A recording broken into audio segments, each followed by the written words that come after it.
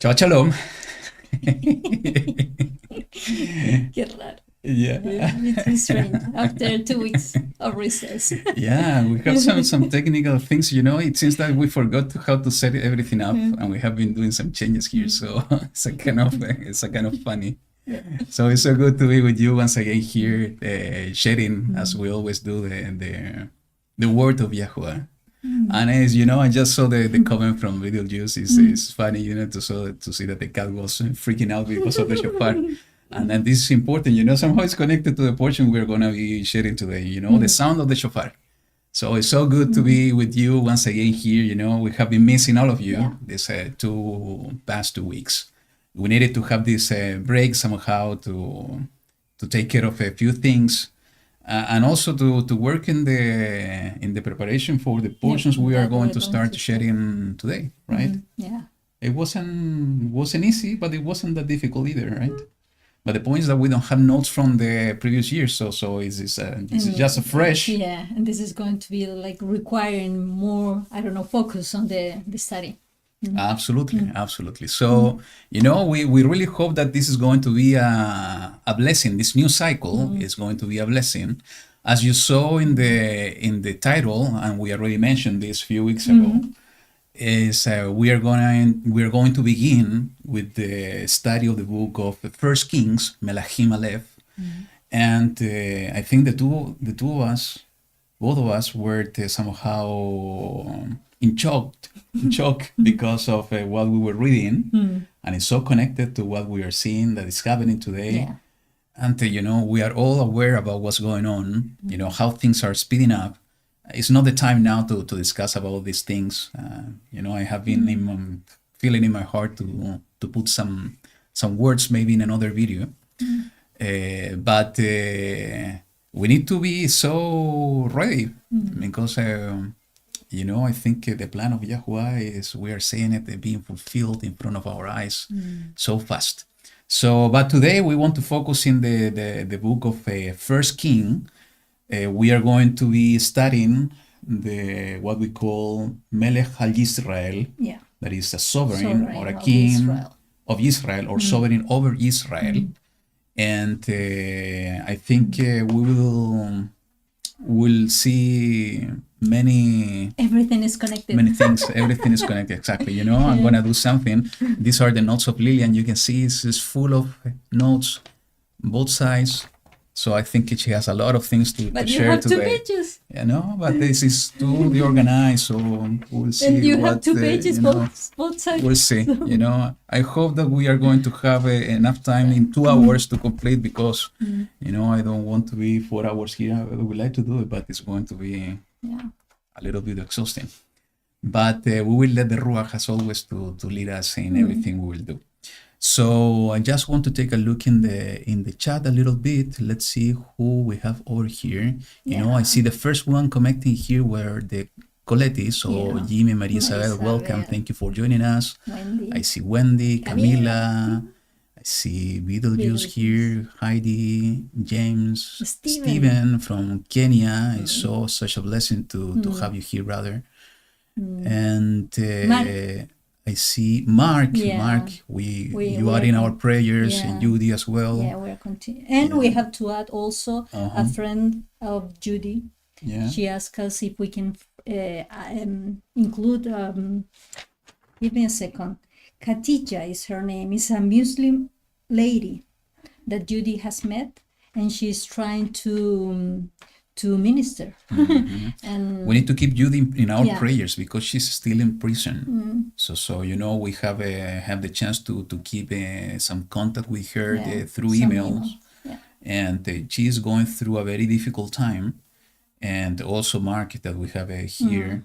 And she's witnessing to this lady during jail.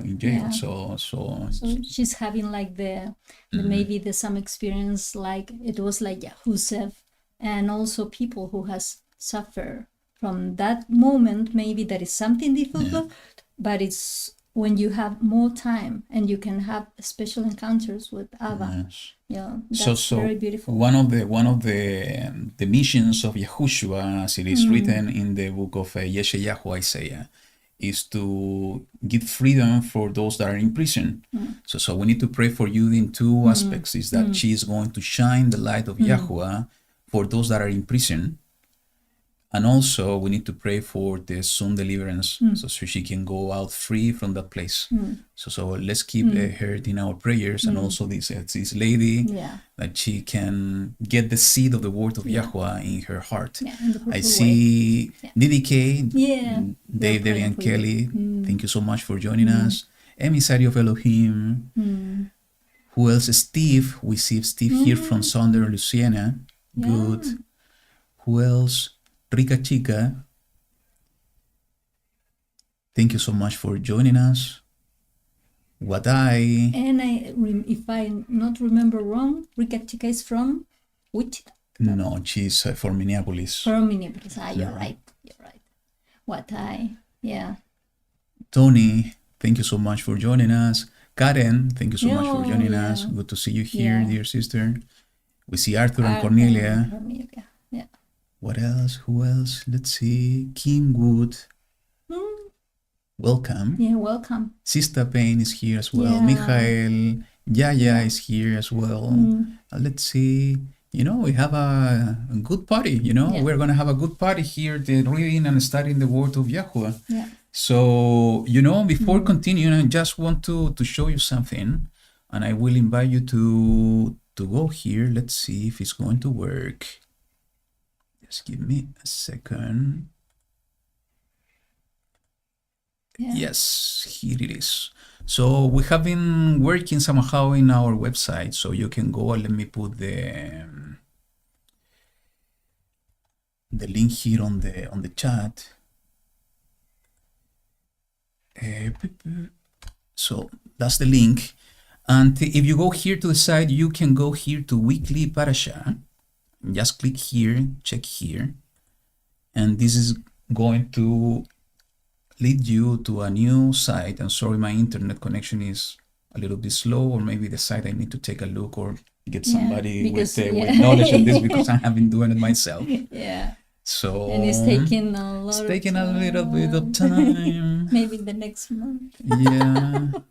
So I don't know what's going on. Just be patient with us.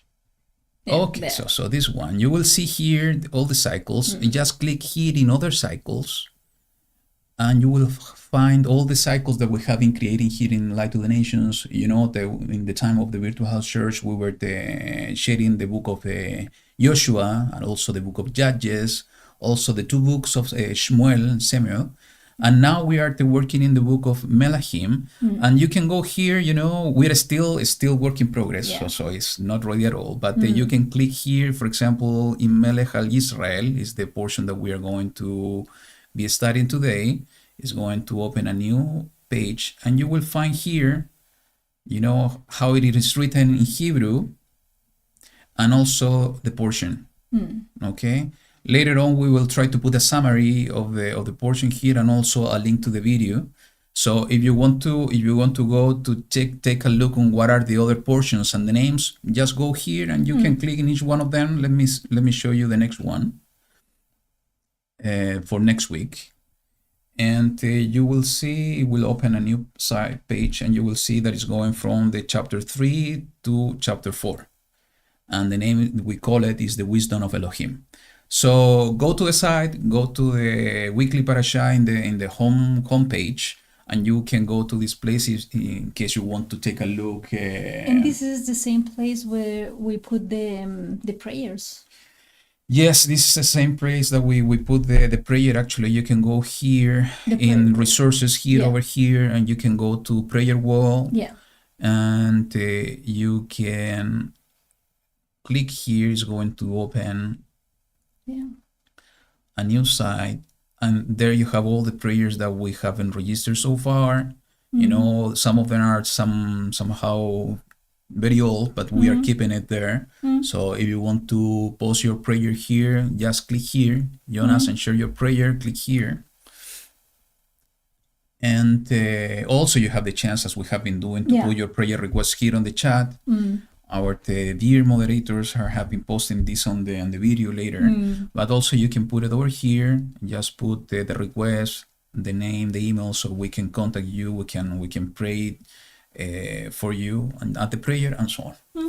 So you know, it's I'm doing it myself, so it's taking time. It's not. I know how to do it, but it's and not. It's a lot of work, and I cannot touch it because time consuming. I can make a very big most probably we'll need to get some support from somebody that is dedicated to this, and we'll see. You know, YaHuWaH will put people in our ways. So you know, I don't want to delay that much the portion because I think we have a lot of things to check. So as we always do, let me share a song with you, and this is so relevant to everything that's going on in Israel nowadays. You know what's happening over there, and I think the song is connected to the situation that's happening today, and also somehow is connected to the portion we are going to share. So let me share this song with you. Here we go.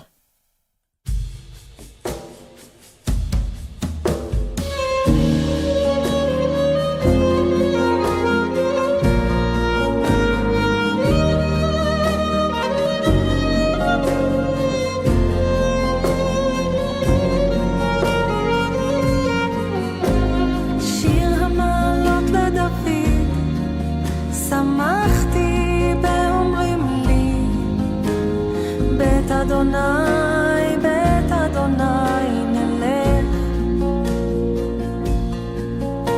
עומדות היו רגלינו בשערייך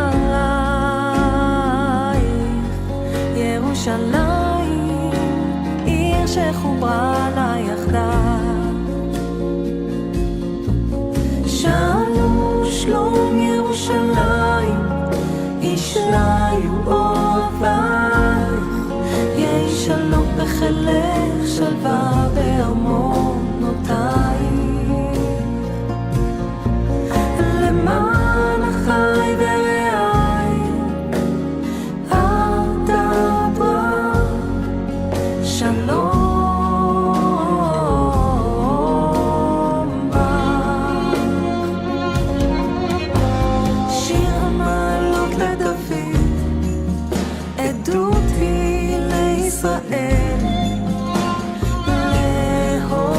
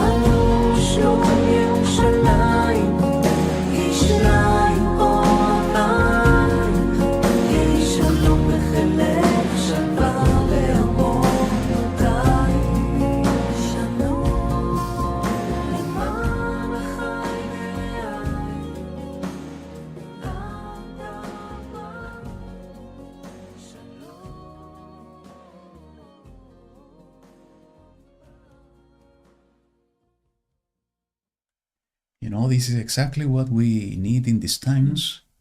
It's peace, is shalom. But there's one person, one man that said that he's going to provide shalom, like the shalom that the world cannot provide. And that man is the true king, is YaHuWaH HaMashiach.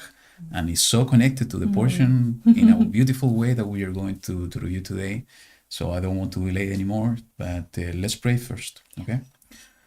So, YaHuWaH Elohim, we want to give thanks to you for your love, your compassion, for giving us once again an opportunity to have this gathering of your people. People that have the intention and the desire of our hearts to get closer to you, YaHuWaH, to study your word, to know you better by reading the words that you have been pouring out through your servants in the past. Thank you, because we know that your word is everlasting, that is applicable in the past, is applicable in the present and in the future. And we want to give thanks to you, because you sent your word made flesh, your son YaHuWaH HaMashiach, who is leading us on the way back to your true path of righteousness, to the path of life, to the path of set apartness. Thank you for your Shabbat, and thank you for the touching our hearts, because you have rescued us from the world, from darkness, and you have brought us back into your light. And we know that that light, the light of the world, is your son Yahushua, and he told us that we are also light in this world. We ask you, Abba, that you can guide us in order to shine like that light every place that we go, especially in these times of darkness, that we can be true servants, true witnesses of your kingdom here on earth in preparation for the soon coming of your son YaHuWaH HaMashiach. We ask you in this moment that you can guide us in the study today, that you can be with us with your presence among us. We know that the distance doesn't matter, because you are in every place. And we ask you, that we can feel your presence in our heart, wherever we are, that you can be in the hearts of our brothers and sisters here, connected with us in this broadcast online.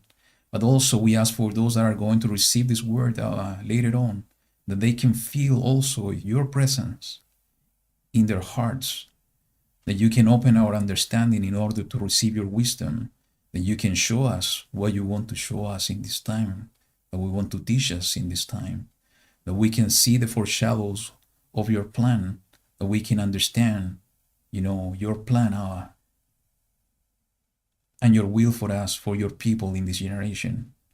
I pray in this moment, O YaHuWaH, for those that are going through difficulties, those that are in need of healing, that you can touch them with your hand, that you can bring healing to those bodies and also to those hearts that are going through pain, that you can go into those of your children that are going through tribulations and persecution, that you can give them a way out of those trials. We know that sometimes we need to go through difficulties because this is the way that you are teaching us obedience. This is the way that you are then making us endure. This is the way that you are increasing our faith in order to continue in your path, walking, following the leadership of our Mashiach. But sometimes it's difficult. That's why I ask you with your compassion, that you can be with those that are going through difficulties. We pray for Judy in this moment and for Mark, that you can be with both of them. Give a way out to Judy so she can go out from that place. But in the meantime, I ask you, that you can use her in a mighty way in order to shine your light in that place, in order to bring the good news of your kingdom to those that are ready to receive them. We know that you are calling more of your children in this time, and we want to be here, O YaHuWaH, ready to serve you in the way you want us to send us. Thank you, YaHuWaH, for being with us. I pray to you in this moment for Chance and Priscilla, O YaHuWaH. They have been leading, they have been following the leading of your Ruach in order to go to that place. And I know that you are protecting them. I know that you are guiding them. I pray for the entire family that they can follow the leadership and the guidance of your Ruach HaKodesh. And you can put a protection, a hedge of protection over there. There are so many things going on in the world. Many of your children going through persecution and in the middle of war. I ask for their protection, O YaHuWaH, that you can remove any obstacle, that you can protect them from death, from persecution, that you can do mighty works through them in order for the rest to see your power, your love and your compassion, O YaHuWaH. Prepare our hearts for everything that's coming to the world, that we can cling to you, YaHuWaH, with all our hearts, because in you, only in you, through Yahushua, we find fullness of life, and we have an expectation of a true life in your kingdom. Thank you, YaHuWaH, for being with us in this time, because we know and we feel your presence among us. We pray to you in this moment with all our heart, and we do it in the mighty name of your Son, Yahushua HaMashiach. Amen. Amen. You know, Chance and Priscilla, just for you to share with you, they are the beautiful couple we met in our last trip to US. They were from Minnesota, from Montana, sorry. Actually, they were from Minnesota. They moved to Montana to live off-grid, but they have been listening for almost a year from the Ruach that they needed to go somewhere else. And we got an email from them last week saying that that very same day they were traveling outside the USA and going to other continent. And I'm going to say where, other continent. And because this is exactly what they felt the Ruach was leading them to do. They sold everything they have in the property, and they were moving with all their children. They have, I think, four or five. If you're saying 5, maybe it's good. Maybe one's coming. And you know, they went just like that. They heard the voice of the Ruach leading them to go, and they took everything without hesitation, and they were just obedient to what they were feeling, and they sold everything. And they are in a unknown place for them, just relying completely in the hand of YaHuWaH to guide them into what the purpose He has for them. So please keep Chance and Priscilla in your prayers. They are a beautiful family, and they have a big love for YaHuWaH. And just the decision they made is and Chan's mother too. And Chan's mother too, Mary. The decision they made is a testimony of the love they have for YaHuWaH in their hearts. So please keep them in your prayers. So, you know, without further delay, we don't have Parsha, unfortunately. You know, I wanted to listen to Parsha, but we don't have Parsha for this portion. But so let's move on, and we will go to the portion. You know, it's 1 King, chapter 1. And we will decide who's going to read first. Oh, yeah. Kachipon? I don't know. No? Yeah. How do you feel? Okay, I'm going to start reading. Okay, so, you know, we are going to read from chapter 1, verse 1 entirely. I think let's read it completely, and then we can go to the points. Yeah. Okay, so let me go forward, and it says the following. It says, and sovereign David was old, advanced in years, and they covered him with garments, but he could not get warm. So his servants said to him, let them seek for our master the sovereign a young woman, a maiden, and she shall stand before the sovereign and be his companion, and shall lie in your bosom, so that our master the sovereign get warm. And they sought for a beautiful young woman in all the border of Israel, and found Abishag the Shunammite, and brought her to the sovereign. And the young woman was very beautiful, and she was a companion for the sovereign and served him, but the sovereign did not know her. We're going to read the specific things, and then we're comment. I think it's going to be much better. So, basically, just what's the situation here is that David is advanced in years. Yeah. And he's almost soon to die, actually, in this chapter. We'll see later on that this is exactly what's going on. And they brought this young lady to him. I think, in the physical aspect of the story, it's what I was teasing you this morning, is that when we're getting older, it seems that it's much more difficult to get warm. And even though that we have multiple blankets, this is what the weather written is not going to work. So, but I think in the spiritual side, I think this is a good representation, and I know you have few comments on this. So you can start first, and I will put my comments later. No. So what you felt in this story? What I wrote about this, that maybe in the basic aspect we can feel cold, or that something is missing. And sometimes we try to solve that with an earthly solution, like I don't know, solution that we are used to because we learn from this earth. And maybe at one point, even those earthly solutions are not going to work, because you see, at one point it was not even a way for him to be warm.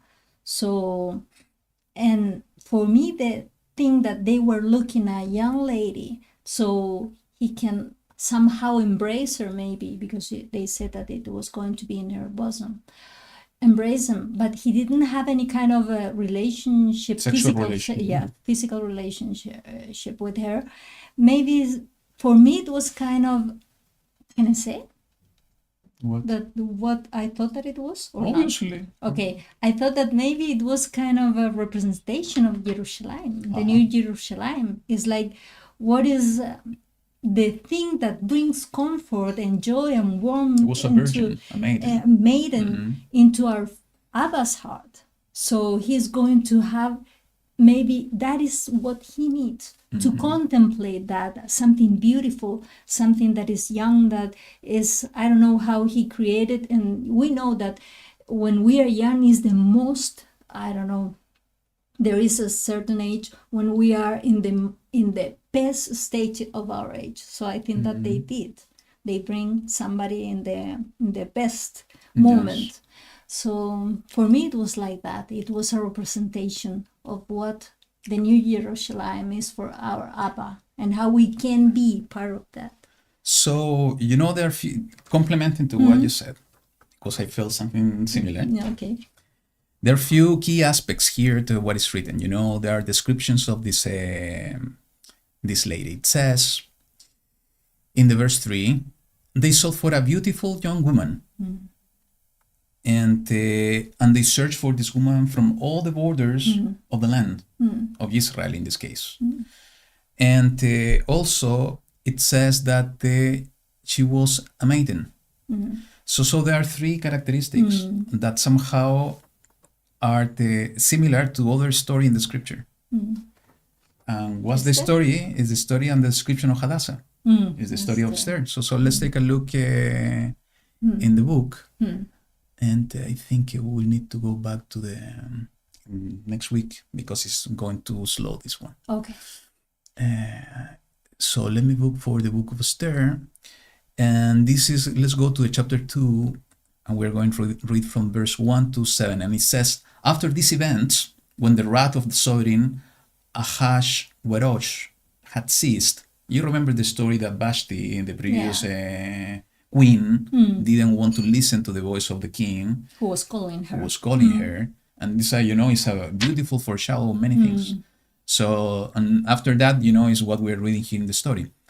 He remembered Vashti, what she had done, and what had been decreed against her. It's similar to the story that we see in the book of YaHuWaH. I think it's chapter 54, when it's talking about what I call the tale of two women. It's talking about the married woman and the barren one, the one with the children, the one that doesn't have children, and it's a representation of Jerusalem.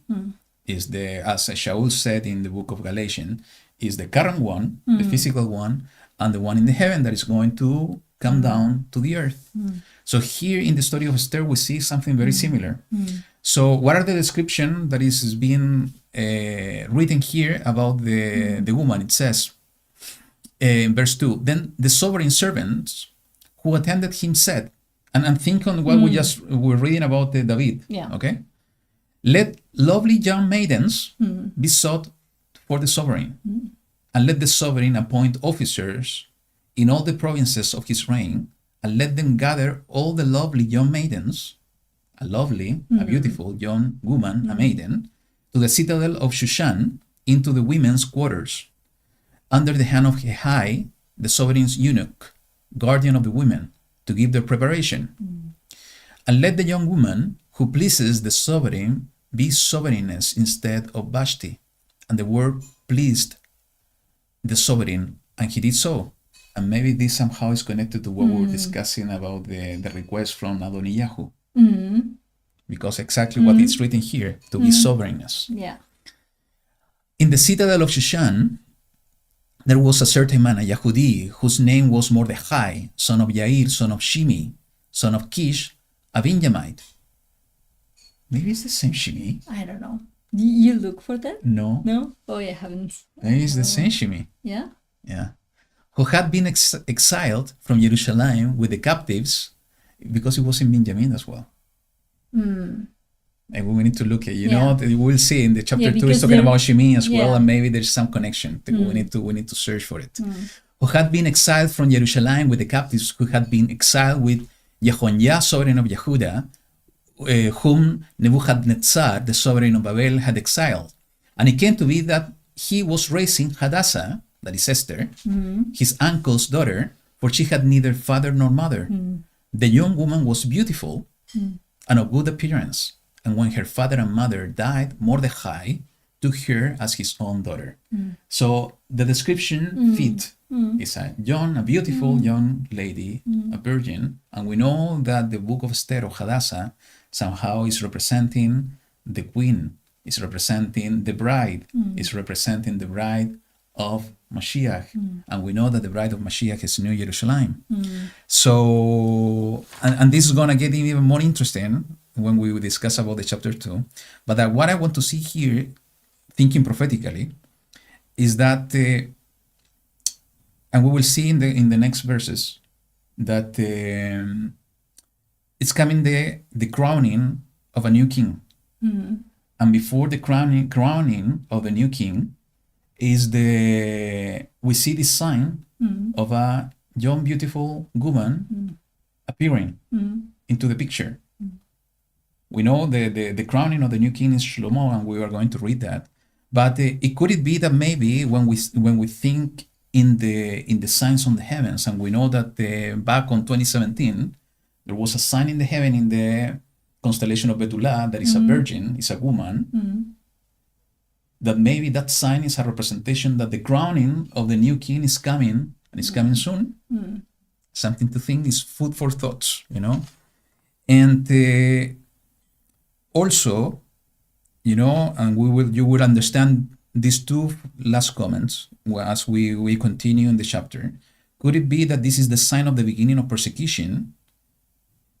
Because the king is seen, weak, old, because it's not present, and so on. What's happening in our days? People that doesn't believe in Yahushua as he is, people that doesn't believe in YaHuWaH, what is God, they said. Yeah, because they're seeing that everybody's doing what they want. Exactly. So, and that those are fools, because it is written, the fool says that there is no Elohim in the book of Psalms. Yeah. So, but it's important that, those two things happening, as soon as this young woman appear in the picture, is that the crowning of the new king is coming soon, and also persecution. And why I'm saying persecution, we will read about this in a moment. Persecution is coming, and division also is coming. Okay? So let's And, continue. and it was interesting that it says they were looking for her, searching for her in different places. Yep. It's like we are in different places, so we need to be part of that pride so we can be, I don't know, gathered from different places. Absolutely. Yeah. So let me go back to the book of Kings, chapter 1. And so, bottom line, this could be a picture, a foreshadow of the New Jerusalem. And I was Right. thinking maybe the fact that David didn't have anything physically with her, maybe it's because he was not going to be with her because it was appointed for somebody else. Exactly. And that's why it's Right. also relevant the other With part the of the other story. part of the story. So let's continue in the verse 5. You know, I think it's verse 5 to 10. And Adonijah, son of Haggith, exalted himself. I have a friend with the same name, saying, I reign. And he prepared for himself a chariot and horsemen and 50 men to run before him. Now his father had not worried him at any time by saying, Why have you done so? He was also very good looking, and he was born after Absalom. And we know the story of Absalom, you know, he was going against his own father. And he talked with Joab, son of Zeruiah, and with Abiathar, the priest, the Kohen, and they supported Adonijah. But Zadok, the priest, and Benayahu, son of YaHuWaH, and Nathan, the prophet, and Shimei, and Rei, and the mighty men who belonged to David were not with Adonijah. You see, Shimei was here as well. Yeah. Interesting. Has a double intention heart. And Adonijah slaughtered sheep and cattle and fatlings by the stone of Sohelet, which is by En Rogel. He also invited all his brothers, the sovereign's sons, and all the men of Yehuda, servants of the sovereign. But he did not invite Nathan, the prophet, or Benayahu, or the mighty men, or Shlomo, his brother.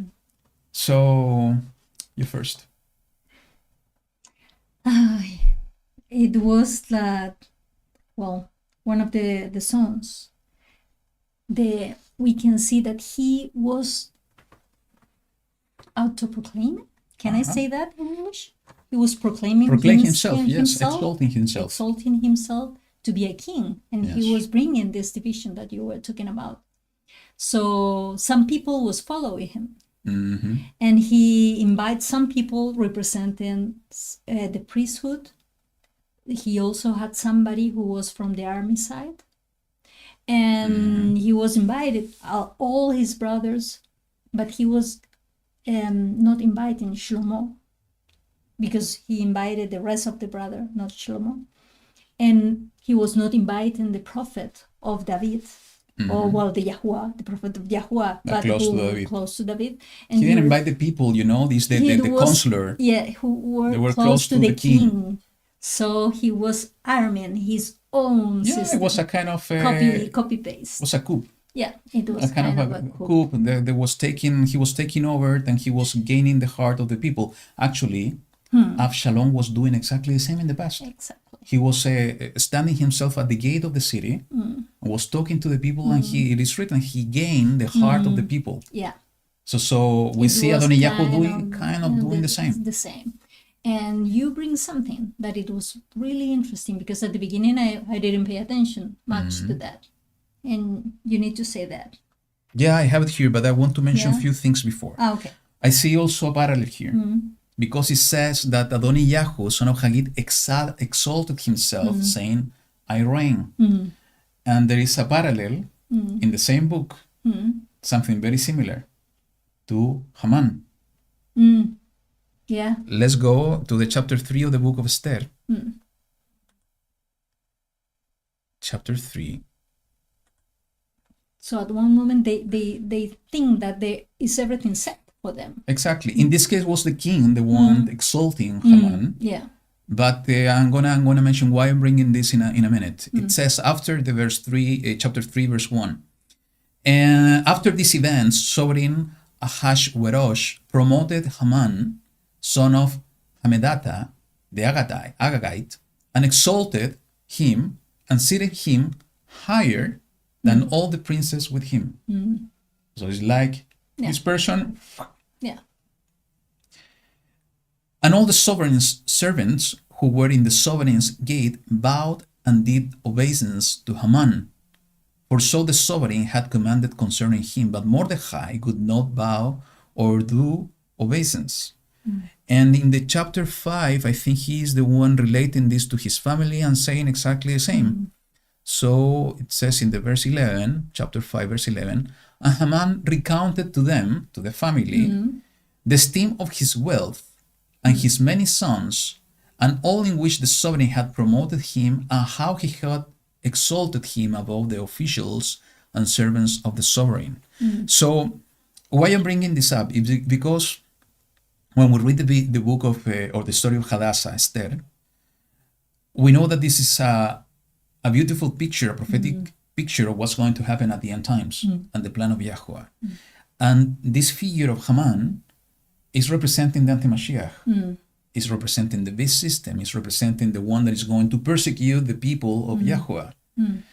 And so if we see that there is a parallel between Adonijah and Haman, it looks like Adonijah is a representation of the anti-Mashiach. Yeah. It's the same thing because it's the one that is trying to take by force the throne. It's exalting himself. He's taking, I am the king, and nobody's appointing him to And that. he's not even waiting that his father has passed away or somebody do that. He's doing it by himself. So he was convincing the people, you know, I don't remember exactly how it is written, that he talked and he got the support from Yoav, from the Eviatar, and from the other people. So what he was doing, he was talking to the people. He was, as we were discussing, the same thing with Absalom, gaining their hearts and so on. So we can say that he was with flatteries. He was gaining the heart. And let's read what is written in the prophecy of the book of Daniel, chapter 11, verse 21 and verse 32. And can you see that he was like creating or using the same aspect or the same people in the categories? Also a priest, also an army, person from the army. So he's using these two powers. Exactly. So it says, you know, talking about the anti-Mashiach in the book of Daniel, it says the following, and in his place shall arise a despised one, to whom they shall not give the excellency of the rule, but he shall come impeaceably and seize the rule by flatteries. It's like Adonijah talking to them, I am the king. And in the verse 32, I think this is also very relevant. It says, and by flatteries he shall profane those who do wrong against the covenant. But the people who know their Elohim shall be strong and shall act. And we see this exactly happening in the division of the people in the story of this chapter. Two groups, one following the flatteries of Adonijah. Those, you know, if we connect to what is written in the book of Daniel, in this foreshadow, those that do wrong against the covenant, and the other group, basically those who know their Elohim, shall be strong and shall act. So we see exactly what is happening, exactly in the same thing here. And the last thing that I want to mention is that, let's go back to 1 King. Chapter 1, I think is in the, and this is, I think you have in the notes as well, you can mention it, is that Adonijah slaughtered sheep and cattle and fatlings by the stone of Sohelet, which is by En Rogel. yeah. What are the meaning of Sohelet and En Rogel? Sohelet is serpent, and En Rogel is the fountain of the traveler. So it's a fountain of water. So it's a place, but of the serpent. And Can those you of see them, that? and those of them are outside Jerusalem, Yeah. are in the south part of Jerusalem, close to the valley of Hinnom. And this is amazing. You know, he was offering in the rock of the serpent, in the water that is not the true water. It's like, you know, the water or the spirit of the serpent. And, you know, an amazing connection to that, if we go to the book of Revelation, and this is in the chapter 12. It's very slow. 12, verse 15, when we talk about the young woman that is having a child, Yeah. and connected to the previous thing that we were talking, in the verse 15 it says that the serpent, and out of his mouth the serpent spewed water like a river after the woman, Like a river.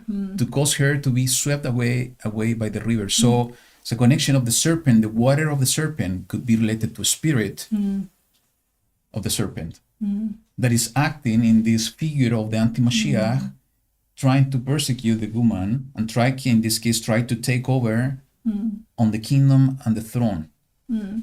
Okay? I remember that Mashiach was telling that his sheep recognize his voice, that his sheep are not going to listen to anybody else. So that is what we need to work right now in the how to recognize our shepherd's voice. Absolutely. So not to be deceived by anybody who is going to bring flattery words and things like that. And this is exactly some of the things that I wanted to mention here as well. But confusion and deception. And this is exactly what's going on in today's world. This confusion and deception. But what it is written in the book of 2 Timothy, chapter 4, verse 1. Remember what we saw in the book of Daniel. Those that are strong and know their Elohim will be strong and will act. You know, if we are strong, and we will talk about being strong and being a man, it's written in chapter 2, we are going to know Elohim and we will know how to act. And Paul was talking to Timothy in this letter, saying the following in the verse 1 to verse 4. In the sight of Elohim and the Master YaHuWaH Messiah, who shall judge the living and the dead at his appearing and his reign, I earnestly charge you, proclaim the word, be urgent, in season, out of season, convict, warn, appeal, with all patience and teaching. For there shall be a time when they shall not bear sound teaching, but according to their own desires, pride, I want to do what I want to do, not what else somebody else is telling me, not even Elohim. They shall heap up for themselves teachers tickling the ear, and they shall indeed turn their ears away from the truth and be turned aside to myths. So the only way that we are going to be able to avoid the confusion and deception is exactly what Shaul is telling to Timothy. Proclaim the word, convicting, warning, appealing, and we find everything, all of that, by reading the scriptures, by listening to the voice of the Ruach within us on what we have to do. And somebody put in the chat, the second point that I wanted to mention is about pride. We see everything that Adonijah is doing is because of the pride he had inside of him. And maybe this is the moment after this to mention what you were saying. You know, he was trying to exalt himself. And I have few verses to talk about and share with you about this one, just to remind ourselves, proclaiming the word, warning, and so on. It says in the book of Matthew, chapter 23, verse 11 and 12. But the greatest among you, YaHuWaH speaking, you shall be your servant. And whoever exalts himself shall be humbled. Whoever humbles himself shall be exalted. We'll see that it's exactly what's happening with Adonijah. So we need to be humble all the time. We cannot exalt, we cannot have pride in ourselves, because pride is not a fruit of the Ruach. It's coming from the devil. So it's something that we need to learn how to, being analyzing constantly. I'm acting in pride or I'm acting in humility. And if I find myself acting in pride, I need to repent, I need to do the teshuvah and to act in the proper way. And the book of Psalms talk a lot about this. Let me share with you what I have here. So, chapter 147, the book of Psalms, verse 6, it says, YaHuWaH lifts up the meek ones. So he's the one exalting the meek ones. He throws the wrong ones down to the ground. It's exactly what YaHuWaH is saying. You need to be humble and you are going to be exalted. If you exalt yourself, you're going to go down. And in the chapter 138, verse 6, it says the following: though YaHuWaH is exalted, he looks on the humble, but the proud he perceives from a distance. So if we have pride in our hearts, we are going to have YaHuWaH very far away from us. So let's continue. I have a few verses in Mishle, but we are going to take too much time discussing this. So we can broke what you said. What it is? Go ahead, you can mention it. Okay. That in one point in one verse, it says that his father, David, Let me go back. when he didn't say anything to his son, Yes. to Adonijah. This one, in the verse Yeah. 6. Now his father had not worried him at any time by saying, why have you done so? He was also very good looking, and he was burned after Absalom. You can mention what I said. No. Go ahead. Because I haven't talking too much. Okay, because you mentioned, oh, have you noticed this? And I was understanding it from a different perspective, but it was that maybe it was also kind of mistake that we can do without realizing that when we see a kind of attitude of a behavior and we not correct it at the proper time, is going to lead to the people in a path that it can be in the wrong, with the wrong end, like in this case, because it was his own son. And I think that it was maybe the same case with Absalom. Maybe he didn't want to be like the strict father and calling their attention and ask them. But sometimes we realize that it's needed, because that's the only way that you can bring and give good teachings to your own children. Absolutely, and I think it's important to reinforce that Absalom and Adonijah were born in Hebron. They were not born in Jerusalem. I don't know what happened over there. Maybe David was in so many wars. And He was not that much at home to train yeah, them. because he was, and Hebron, the meaning of that word is association. So, and instead of Jerusalem is teaching of peace. So maybe it has. And why also I'm mentioning this, because there are two ways to understand this verse. It says, now his father is. This verse is, written in the context of the story of Adonijah. So one thing to understand, one way to understand this is that David didn't say anything to Adonijah while he was taking over the reign. That was my understanding at the beginning. That's why one way to understand this passage. But when we see later on that it is written that David wasn't aware at all about what Adonijah was doing, it's very difficult to keep that understanding. Yeah. So the second way to understand this passage is exactly what you said, is that this was the behavior of David in general with Adonijah, that he was not correcting Adonijah all the time, telling him why you are doing this in generic. And if this is the way, and I do believe that this is exactly what the word is trying to tell us, is reinforcing the idea, what is written in Mishle, that they train the child on the way. Yeah, because he was somehow allowing this behavior that he's going to have later on. Yeah. What? He's rebuking me because I'm saying that it's talking too much. You're right, actually. I want to let her talk as well. Okay. Yeah. That's true. Okay, so let's continue. I think this is an interesting one. So let's continue in the verse 11. It says, but he no mighty man of... Okay, verse 11. Nathan then spoke to Bathsheba, the mother of Shlomo, saying, have you not heard that Adonijah, son of Haggith, has become sovereign, and David our master does not know it? Now, come, let me give you advice and deliver your own life and the life of your son Shlomo. And this is, for me, a really interesting thing. Why? Go ahead.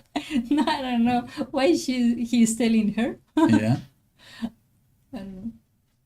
This is a foreshadow. Yeah. persecution over the woman and over the child.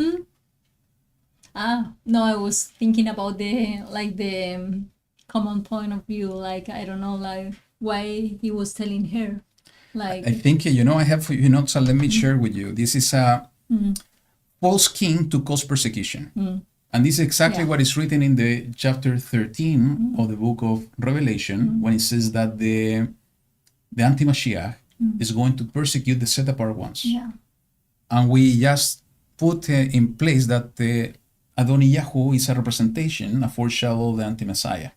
Okay? So what we see here is a servant of YaHuWaH giving counsel for protection. So a prophet is coming to the woman and somehow to the child of that woman, counseling how to protect herself and how to protect the child.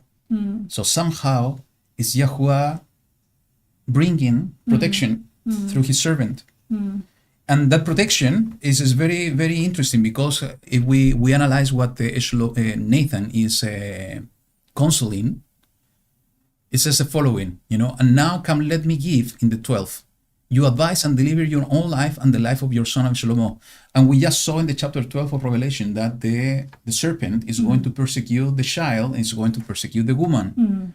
So for me, there's a parallel. It's fitting both things. and it could be here, I don't know, Nathan the prophet, like the Ruach.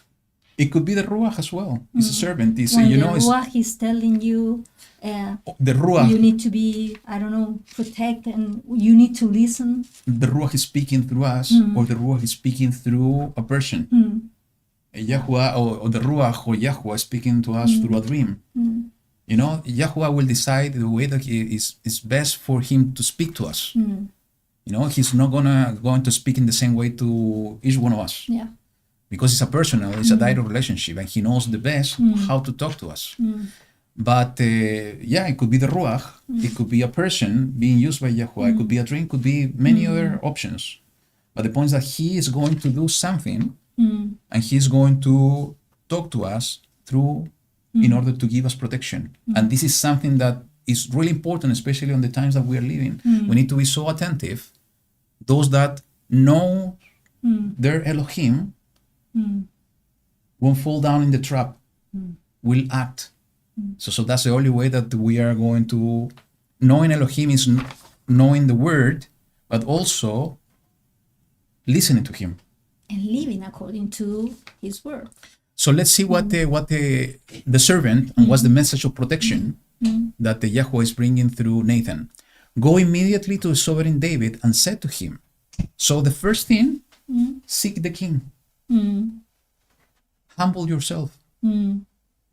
So what we need to do, if we break this down, we need to seek YaHuWaH, we need to seek Yahushua in humility. In order to get protection of the persecution, we need to seek, that's the first step, to seek him. Okay? And it says,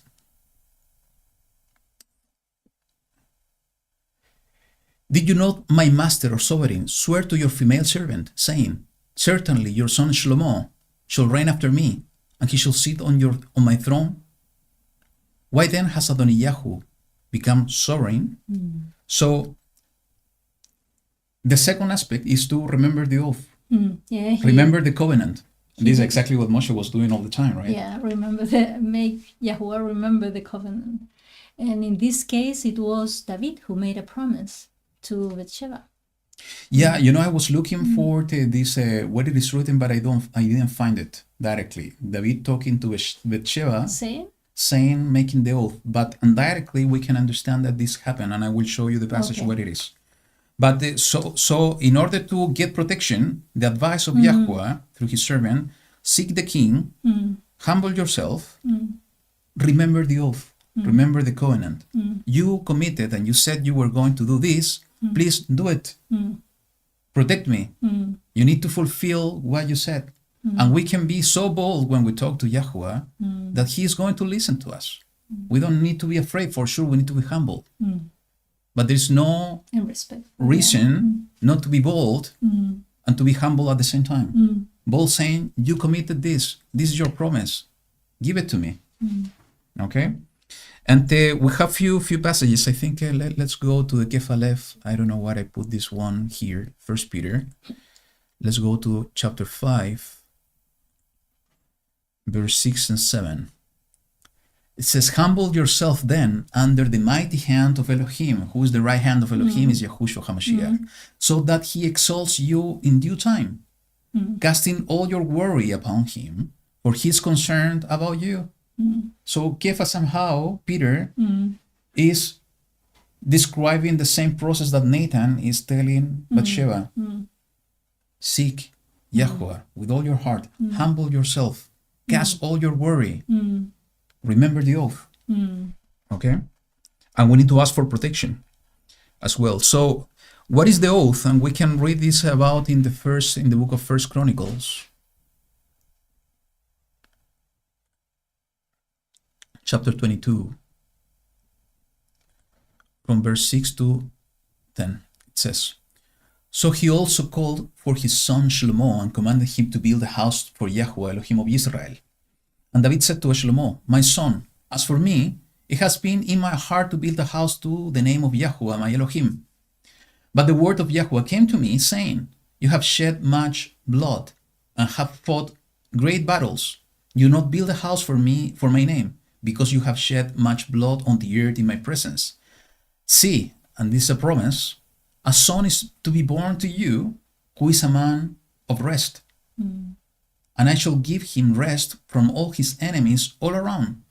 For Shlomo is his name, and the Shlomo means Peace. Peace. And peace and rest I give to Israel in his days. He does build a house for my name, and he is to be my son, and I am to be his father, and I shall establish the throne of his reign over Israel forever. So what David is saying here to Shlomo, that this is exactly the promise that YaHuWaH gave him. So it was in the heart of David that Shlomo was going to be the anointed one, the one sitting on the throne. So most probably, though that is not written, most probably David told this to Bathsheba. And you know what? I think that is because also, remember that Shlomo and Bathsheba, the relation that they had, it was not created in good terms. Because even the things that David did, sending to kill Uriah, the husband of Bathsheba, was his crime. And remember that he has to suffer because of this. And from that relation, a first son was born and he was dead. Yeah, it was part of the punishment, It was of the punishment. What they did. So this is the second son that he had with Bathsheba. So I imagine, I'm not saying that I have found this or nothing like that, but when you were telling all this story, I was imagining that everything, this kind of promise that or thought that David had about the kingdom, how it was going to be established, it was because he was repented of everything that he did in the past. Remember that all the things that we can find in Psalms, all the way of the repentance process that he has to change his heart. He has to be again in the good path with YaHuWaH. And I think that when YaHuWaH, when our Abba was showing that his friend was really repented, he could make this promise again. Because it was a before and an after. Yeah, absolutely. So let's continue reading, I think because Bathsheba even includes something more when she approached the king.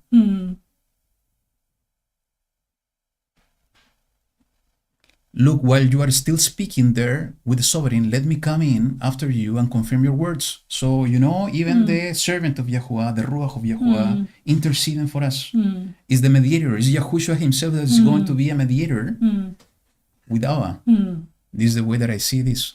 And Bathsheba went into the room of the sovereign. Now the sovereign was very old, and Abishag the Shunammite was serving the sovereign. And Bathsheba bowed and did obeisance to the sovereign. And the sovereign said, what do you wish? And she said to him, my master, you swore by YaHuWaH, remembering the covenant, approaching the king, being humble because she humbled herself. And the first thing that came from his mouth, from her lips, is to remember the covenant. You swore by YaHuWaH your Elohim to your female servant, saying, certainly Shlomo your son shall reign after me, and he shall sit on my throne. And now look, Adonijah has become sovereign, and now my master, the sovereign, you do not know about it. So here's the first testimony that David didn't know about what Adonijah was doing. And he has slaughtered great numbers of bulls and fatlings and sheep, and has invited all the sons of the sovereign, and Abiathar the priest, and Joab the commanders of the army, but he did not invite Shlomo your servant. And you, my master sovereign, the eyes of all Israel are on you, to declare to them who is going to sit on the throne of my master the sovereign after him. Otherwise it shall be, when my master the sovereign rests with his fathers, that I and my son Shlomo shall be considered sinners. Yeah. And you know what happened in that case? They were going to be killed. So, this is exactly, it's asking for protection. They're going to kill us. They're going to persecute us. They're going to remove us from this life. So, asking for protection. You committed myself. Oh, YaHuWaH, you promised that you were going to save your people Israel, that you are keeping a remnant in these times. Save the remnant of your people in this time. This is your covenant. In the covenant, in your Torah, it says that you are going to gather us from the four corners of the earth. Your son Yahushua promised to us that he was going to send his messengers with the sound of the trumpet, with the shofar, in order to gather your people from the four corners of the earth. You promised to us that you were going to give us eternal life if we believe in your son Yahushua. If we keep your Torah, you promised to us life. There's nothing wrong to talk to YaHuWaH in this way. Remember your people. Remember your covenant. Remember us. In the same way that we are remembering you. This is exactly what we see in the example. This is exactly what we need to learn in these times. That persecution is increasing. That we need to rely on YaHuWaH and we need to be faithful to the covenant. So, I had the note here is that we need to do it. Action or importance, they are the path of Emunah, the servant, and this is important because it's also, we see it in this story. Nathan was coming to Bathsheba and was giving a counsel and advice. You need to do this. Bathsheba could easily say, this is a good advice, I have to do it, and not doing it at all. That's why it's exactly it's Emunah. It's believing and doing. She did it. And that's why everything that we are going to read now, it happened. Because she acted. And we need to act in the same way. She was heard, exactly. And if we see dangers around us, we need to ask for that protection. And I think that Abba is going to be pleased that we go to him instead of going to some other place. Is the thing that he's expecting. That's why we're living in these trial times. So let's continue in the verse 22. It says, and see, while she was still speaking with the sovereign, Nathan, the prophet, also came in. So they informed the sovereign, saying, here is Nathan the prophet. And when he came in before the sovereign, he bowed down before the sovereign with his face to the ground. And just a parenthesis here. Bowing down, is it worship? No, it's a sign of, how do you say? Respect, honor. Yeah. That So recognize we need to understand what is that worship there. as well. This is something that we need to understand what it is. It's a sign of respect. Even Abraham also bowing down to the people of the land is a sign of respect. It's humility. Yeah. Okay, this is something we need to also to understand. Okay. So they informed the sovereign, saying, here's Nathan, okay, face to the ground, verse 24. And Nathan said, my master, O sovereign, have you said, Adonijah shall reign after me, and he shall sit on my throne? For he has gone down today, and has slaughtered great numbers of bulls and fatlings and sheep, and has invited all the sovereign sons, and the commanders of the army, and Abiathar the priest. And look, they are eating and drinking before him. And they say, let sovereign Adonijah live. That is interesting. That it's a lot of eating and drinking around that situation. And what are you thinking about? About it says that at the end time is going to be like in the times of Noah, that they were eating and drinking and having feasts and things like that, celebrating, worried about. It's a kind of the sign of the end times, right? Yeah. It's like in the times of Noah, it said YaHuWaH, they were drinking, eating, giving in marriage, and so on. So, Yeah. and not focus. It says, but he has not invited me. Me. It said, me, your servant. Yeah. Nor Sadok. Nor Sadok the priest, nor Benayahu, son of YaHuWaH, nor your servant Shlomo. If this matter is from my master the sovereign, then you did not let your servant know who should sit on the throne of my master the sovereign after him. And this is something I see, I think I saw it in the chat before. This is something important what Nathan is doing. Also, he's remembering the covenant. I am your servant. You know, I'm being left out from the kingdom. This is something coming from you. Why you have not telling me? And what he's saying is exactly what YaHuWaH said in the book of Amos, chapter 3, verse 7. And that's why, you know, David was a man after the heart of YaHuWaH. So if YaHuWaH is doing some acting in some way, David was acting in the same way. And Nathan was aware about this. So it says, for the master YaHuWaH does not matter unless he reveals his secret to his servants, the prophets. So David was going to do exactly the same. So let's continue. We are in the verse 28. And sovereign David answered and said, call Bathsheba to me. So she came into the sovereign's presence and stood before the sovereign. It seems that, you know, when Nathan came, Bathsheba went out, and Nathan was speaking only to him. And I see a comment from Yerash, Nathan was the son of Bathsheba. I think there is it's not the same Nathan. I think it's a different person with the same name. I have never heard I was taking a look at about the names of Nathan as well. So David was saying, call Bathsheba to me. So she came into the sovereign's presence and stood before the sovereign. And the sovereign took an oath and said, as YaHuWaH lives, who has ransomed my life out of all distress, even as I swore to you by YaHuWaH, Elohim of Israel, saying, he's recognizing that it was a covenant, an oath. Certainly Shlomo your son shall reign after me, and he shall sit on my throne in my place. Even so I do this day. So he's reinforcing the covenant. And Bathsheba bowed with her face to the earth and did obeisance to the sovereign and said, let my master sovereign David live forever. So what do you think on this? Any comment? No. For me, it's also foreshadow. that what is going to happen at the end. The woman was outside And and was called by the king. Again. Called Bathsheba, Again. come here. And he was reinforcing the covenant. So let's go to the book of Hosea. And I think this is also a picture of Jerusalem. Yeah. I didn't see it before.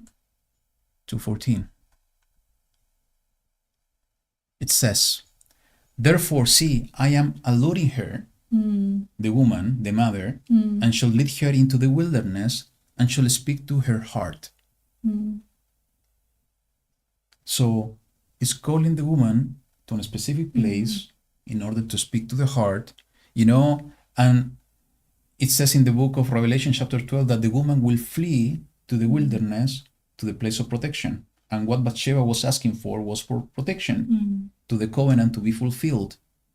So, and somehow imagine if you are that person that you are, fearing because of your life, but now the king is telling you again, of course that I'm going to respect my oath. I'm going to promise what I said to you. And Shlomo is going to be the new king. Imagine that. How are you going to receive that? A lot of peace, that you don't have to be afraid of anything anymore. So I think that's something beautiful. It's like it's like the hope that we have now, that even though everything is, stumbling right now, we know what is going to be the end. The end.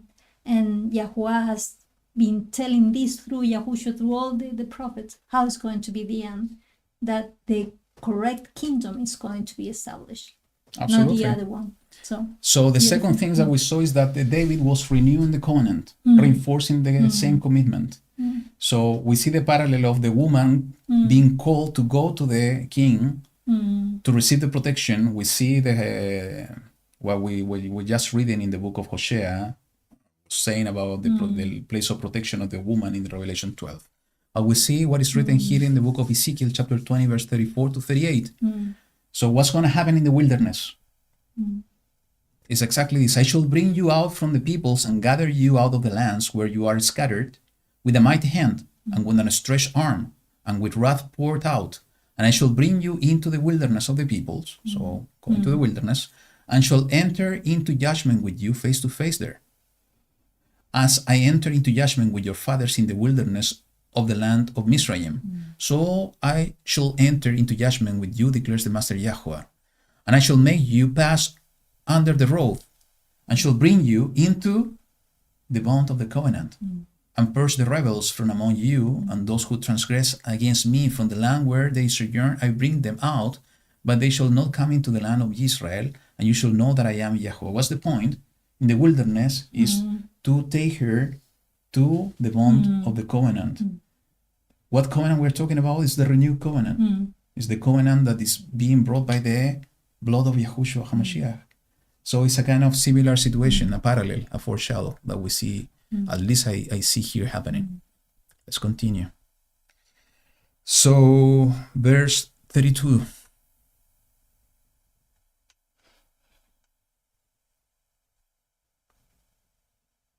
And Sovereign David said, call me Zadok the priest and Nathan the prophet.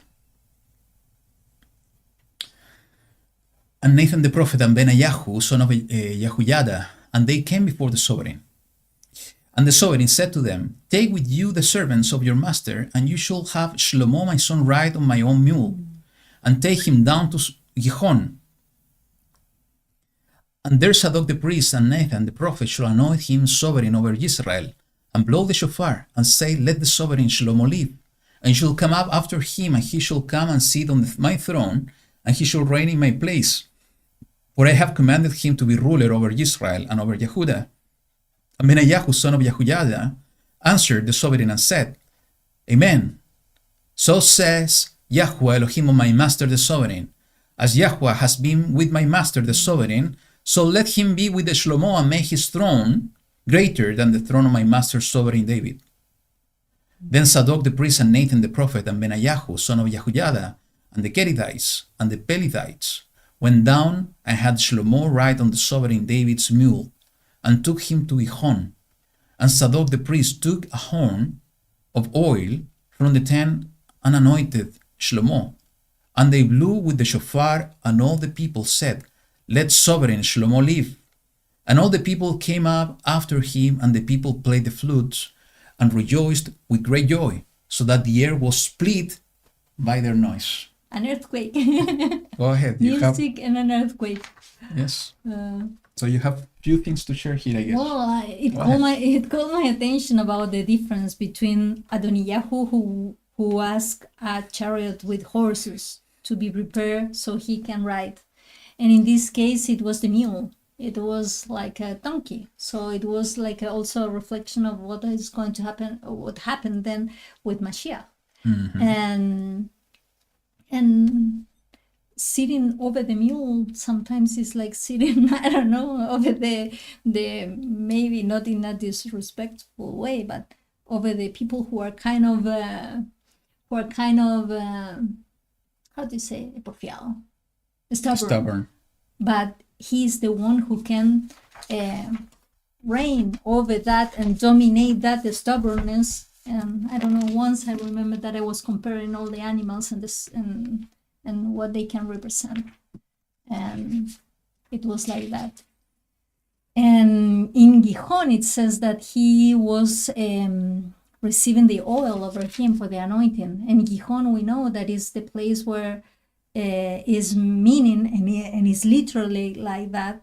That is the water bursting because it's a spring, the spring of Gihon. Yep. And until today, you have water and water coming from that place that it never runs out. So it's something really beautiful. See that the temple was here. Well, it was there in that place. You know, that's the main difference that with Adonijah, Yeah. because the In anointing of different Shlomo places. was within Jerusalem, Yeah, was with the oil of the temple yeah, or the tent Yeah. in that moment, and also with the water. yeah. That is coming from that place. From that And we place. know that that place is going to be. You know, it's a lot of prophecies related to that water, the spring that it will become, you know, the water coming from the temple. And it was by the people who was loyal to the king, who was Nathan the prophet, who was Zadok the priest, and the person who was now in this moment in charge of the armies. So, You know, no yet, but he has going to have a role there. and this is really interesting, actually, the last trumpet. Mm. And the seventh messenger in the book of Revelation, chapter 12. And the seventh messenger sounded the trumpet. Like the flute here. And there came to be loud voices in the heavens saying, the reign of this world has become the reign of our master, and of his Messiah, and he shall reign forever and ever. And the 24 elders sitting before Elohim on their thrones fell on their faces and worshipped Elohim, saying, we give you thanks, O YaHuWaH El Shaddai, the one who is and who was and who is coming, because you have taken your great power and reigned, and the nations were enraged, and your wrath has come, and the time of the dead to be judged, and to give the reward to your servants the prophets. It's the same. It's the same, yeah. And to the set apart ones, and to those who fear your name, small and great, and to destroy those who destroy the earth. And the dwelling place of Elohim was open in the heaven, and the ark of his covenant was seen in his dwelling place. And there came to be lightnings, and voices, and thunders, and an earthquake, Yeah, and great hail. yeah. So it could be like an earthquake. We're reading about the end times. Yeah. So, you know, few comments I have here. You know, he sent three person. Is the priest, the prophet, and the commander. Yeah. I see something very similar to what happened to Yahushua during the transfiguration. Yeah, that was really nice. When they were in the Mount of Transfiguration, it appeared Moshe. Somehow is from the tribe of Levi. We could say representing the Kohen. We see Eliyahu representing the prophet. And who is the one speaking about the transfiguration, about making tents and so on, is Kepha, Peter. And we know Peter was a kind of strong man. He was the one taking the sword and cutting the ear, defending. defending Mashiach. So it's a kind of the commander.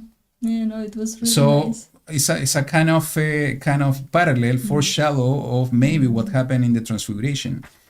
Shlomo, under the commandment of David, was riding the mule of the king.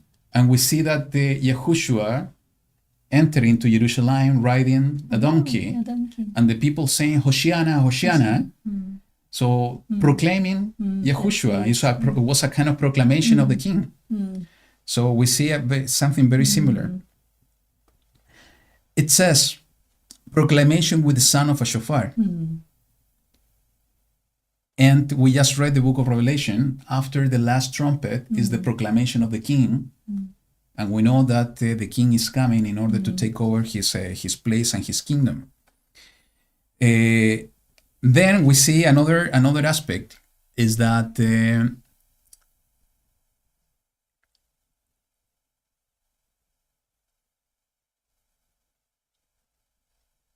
it says,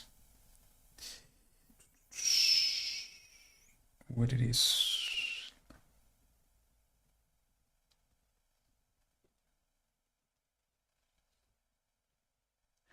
And you shall come after him, and he shall come and sit on my throne. What's the point? It's coming up.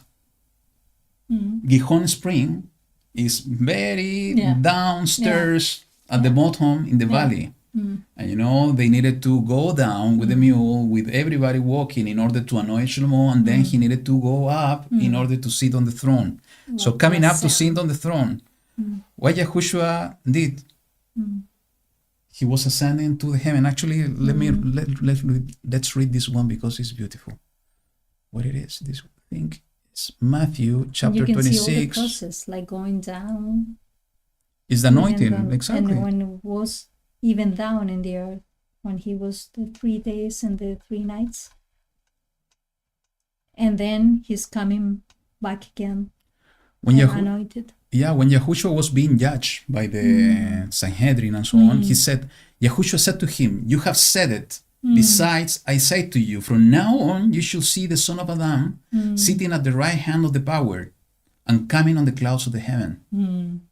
So and when this was fulfilled, when he was ascending to the heaven, going up in the same fashion, the same pattern of Shlomo after being anointed in the places down there on the earth, to go. receiving the anointing oil, Then going he will- up in order to sit on the throne. Okay? And also the promise in the book of Zechariah,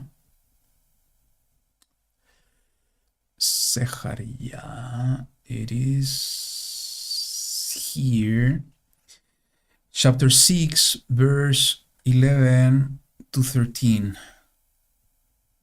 And you shall take the silver and gold, make a crown and set it on the head of YaHuWaH ben Yahusadok, or Yahuzadok, the high priest, and shall speak to him, saying, "Thus said YaHuWaH Sebaoth, saying, see the man whose name is the branch." It's a prophecy of Mashiach.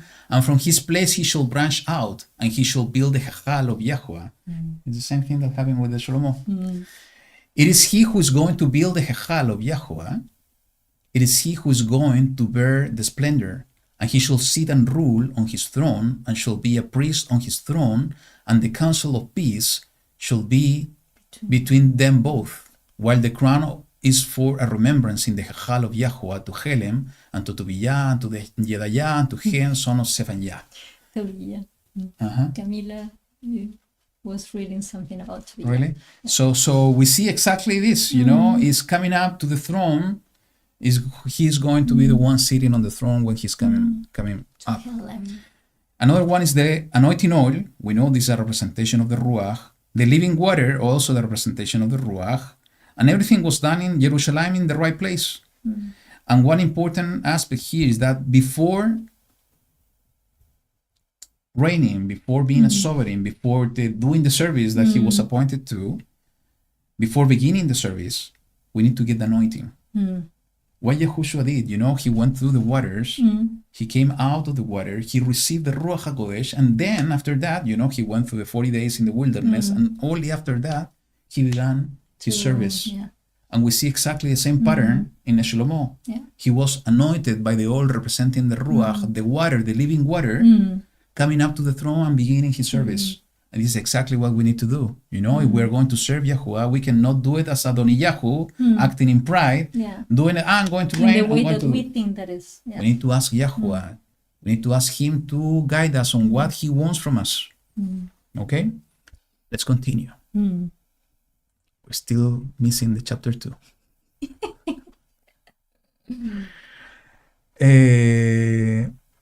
Verse 41. And you were worried. I don't know what I'm going to say. It's always happening the same to me. So, big noise. And what happened? What happened is the fear on the earth at the coming of the king. That's the title I put here, the subtitle. The earth in full fear because the king is coming. And Adonijah and all the guests who were with him, you know, those who are drinking, eating, enjoying, dancing. We're going to support you and you're going to help you are us. new king, you know, the new world order, the new king of the new world order. Yeah, and you're my new friend. all of that were celebrating, you know, all the guests, you know, heard it as they had finished eating. They heard the noise, you know, they heard this earthquake. And what's going on, you know? What's going on? And you have heard the voice of the shofar.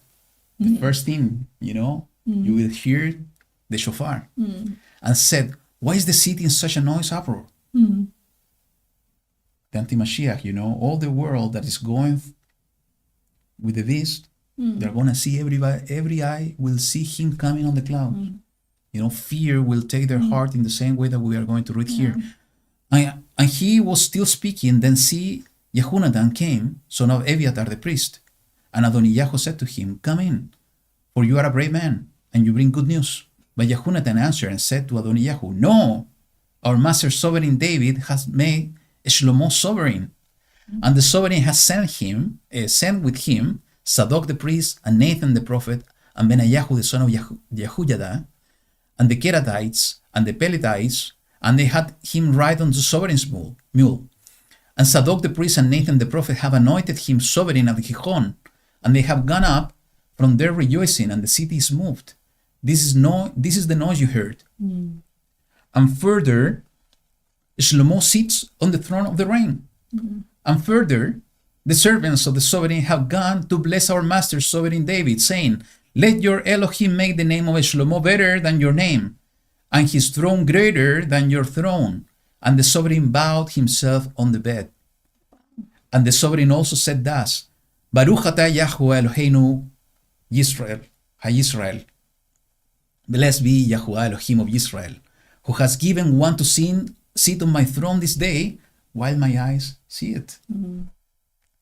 And all the guests who were invited by Adonijah were afraid, and rose, and each one went his way. And Adonijah was afraid of Shlomo.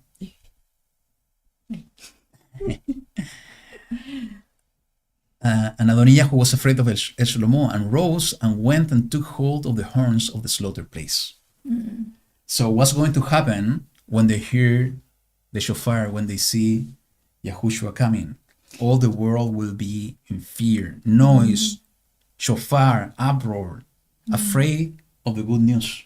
Because he was bringing the good news. Yeah. The good news of the king and the kingdom. Yeah, the right news. Yeah, but it's not going to be good for them. Yes, exactly. And I don't know if it was this that I thought that they heard. I know that everybody's going to hear when the last trumpet is going to sound and everything. But it says that when they finish eating, they heard the noise. Maybe when you're eating and when you're worried and talking with the people that you're there, I don't know if you have realized about that, but usually there is a moment after the dinner that you have a complete silence. Yes. And somebody's always saying, well, somebody is strange. And they say maybe a messenger passed by, I don't know, or there's kind Other of things. other things. But it was calling my attention that that they were so worried about what they were fasting, that after that, when they finish eating, satisfying their human nature, I don't know, only then they're going to listen and realizing about what is happening at the same moment in some other place. Yeah. Maybe for them it's going to be also a shock when they Yeah, realize. they were enjoying. They didn't know what's going on. And this is exactly, I think it's a good point. They're blind. They don't see what's happening. Yeah. They're so entertained on what's going on. They don't know what's happening in this side. Yeah. I think we talked about that in the past, is that there are two things happening in parallel. Yeah. The increasing on darkness and also the increasing on light. And then also division happening in the two groups, the sons of the children of light and the children of darkness. Both of them are increasing, and in one moment they are going to realize that they don't know that this is increasing here. And they're gonna realize when the sky, the heaven, is going to depart itself, and they're gonna see Yahushua coming back. And at what point Adonijah was left alone, so everybody fled. Yes. So I think that it's going to happen at the end with the anti-Mashiach. He's It's going to exactly, be alone, and it he's is written that he's going to be thrown into the lake of fire. He's going to be removed by the sword coming out of the mouth of Yahushua. He's coming to destroy them, and actually it's exactly what we see in the chapter 2. So let's continue in the verse 51. And Adonijah was afraid of Shlomo, and rose and went and took hold of the horns of the slaughter place. Yeah. And it was reported to Shlomo, saying, look, Adonijah is afraid of sovereign Shlomo. And look, he has taken hold of the horns of the slaughter place, saying, let sovereign Shlomo swear to me today that he does not put his servant to death with the sword. And this is This is somehow like reflecting. like a prayer Yes. of him, like asking, oh, please, please. Yeah, going to a set apart place and try to get protection. And when I was reading this, I remembered about the fifth seal, because in the fifth seal it says that the souls of those that are being were killed by the word because of the word of YaHuWaH were in the slaughter place, asking till when we need to wait. So somehow I don't know what's the connection, but I think there's something. And maybe also he was thinking that since this is a Kodesh place, a set apart place, somehow he was going to be like pardoned because now he is going to be clean. I don't know. You remember that there is this place where it was YaHuWaH was asking to I don't remember who was asking, but it was asking, what happened if this things that is contaminated or polluted is touching this thing that is clean is going to be clean by this. So maybe it was kind of a thought that they have. If I touch this, that is set They're apart, not going to kill me I'm not here going- because yeah. it's too set apart. They cannot shed so blood. they cannot arrive here. Or maybe Yes. I'm going to be set straight right now. I'm going to be righteous right now. I don't know. And and you know what? One thing that I didn't saw before, he said this. What he said, Adonijah, is somehow recognizing no. sovereign. It's showing what is in his heart. So reinforcing why the idea why Bathsheba was in fear that they were going to be killed. He's afraid that he was going to be killed because death or killing is in his heart. Now they're going to kill me because he was thinking in killing. So it says, and Shlomo said, if he proves himself a worthy man, no one heard of him is going to fall to the earth. But if evil is found in him, then he shall die. And it's an instruction, it's a declaration, and it's so important because it's the baseline of what's happening in the chapter 2. And Sovereign Shlomo sent, and they brought him down from the slaughter place, and he came and fell down before Sovereign Shlomo, and Shlomo said to him, go to your house. So one point here is that he's saying, Shlomo, and it's important for us, is that we must be worthy. We must be worthy. It says, if he proves himself a worthy man, no one heard of him is going to fall to the earth. And I think I have the note here in the book of Luke. If we go to chapter 21, verse 36, and it's talking about the end times. Maybe falling down before Shlomo was a kind of sign of repentance. And maybe at that moment it was sincere, maybe, because Shlomo saw and perceived that. And that's why he sent him home. Absolutely. It says, in the chapter 21, verse 36, watch then at all times, Yahushua speaking to us, and pray that you be counted worthy to escape all this about to take place and to stand before the Son of Adam. So it's exactly what the Shlomo is saying to Adonijah. If you are worthy, nothing is going to happen to you. If evil is found in you, you're going to die. Wow. So what it means to be worthy somehow is be righteous. Not to have taking out remove evil, remove bitterness, remove jealousy. And the only way that we are going to be able to stand before Yahushua and to be part of the kingdom is being worthy, and we need to be worthy till the end. Okay, so let's move on to chapter 2. I think so, right? Yeah. Now I can rest my voice a little bit. You are going to speak all. I'm going to read, but we are going And my brother Chaim is not going to rebuke me again because I'm not speaking now. Just kidding, man. Just kidding. And the days of David drew near to die, and he commanded Shlomo, his son, saying, he commanded, that's really important. He's not suggesting, he's not, insisting. No, he commanded. I am going the way of all the earth, and you shall be strong and be a man, and guard the charge of YaHuWaH your Elohim, to walk in his ways, to guard his laws, his commands, his right rulings, and his witnesses, as it is written in the Torah of Moshe, so that you do wisely all that you do and wherever you turn. So that YaHuWaH does establish his word, which he spoke concerning me, saying, if your sons guard their way to walk before me in truth, with all their heart, and with all their being, saying, there is not to cease a man of yours on the throne of Israel. And also you know that YoAv, son of Zeruiah, did to me, and what he did to the two commanders of the armies of Israel, to Abner, son of Ner, and Amasa, son of Jether, that he killed them, and shed the blood of battle in peace. We need to remember that. It was a period of peace. Sorry, I'm You're laughing because of a reading. comment. Okay. But it was a period of peace, and he was reminding his son that this YoAv did something that it was wrong, because he was killing somebody when nobody was provoking him. Yeah. Oh. And shed the blood of battle And by the way, in we can peace. kill people Yeah, with words. With words, yeah. Yeah, so we have to, and that's why sometimes I'm really Forgiveness. afraid, because Yahushua, the standard that he set for us and It's for higher. everybody, is higher than what we think. And when we more and we try to be closer and closer, we realize that we still have some issues pending there, and that sometimes maybe in our previous life they were little, they were insignificant, but no, they are not insignificant. Even our thoughts, our words, the way that we say things, they are maybe worthy of death. So we have to be very careful about that. And shed the blood of battle in peace, and put the blood of battle on his belt that was around his waist. Wow, he was a very bad man. Yeah, and on his sandals that were on his feet. So act according to your wisdom, and do not... As the Hamas we are seeing in these days. Hamas, you know that Hamas is violence?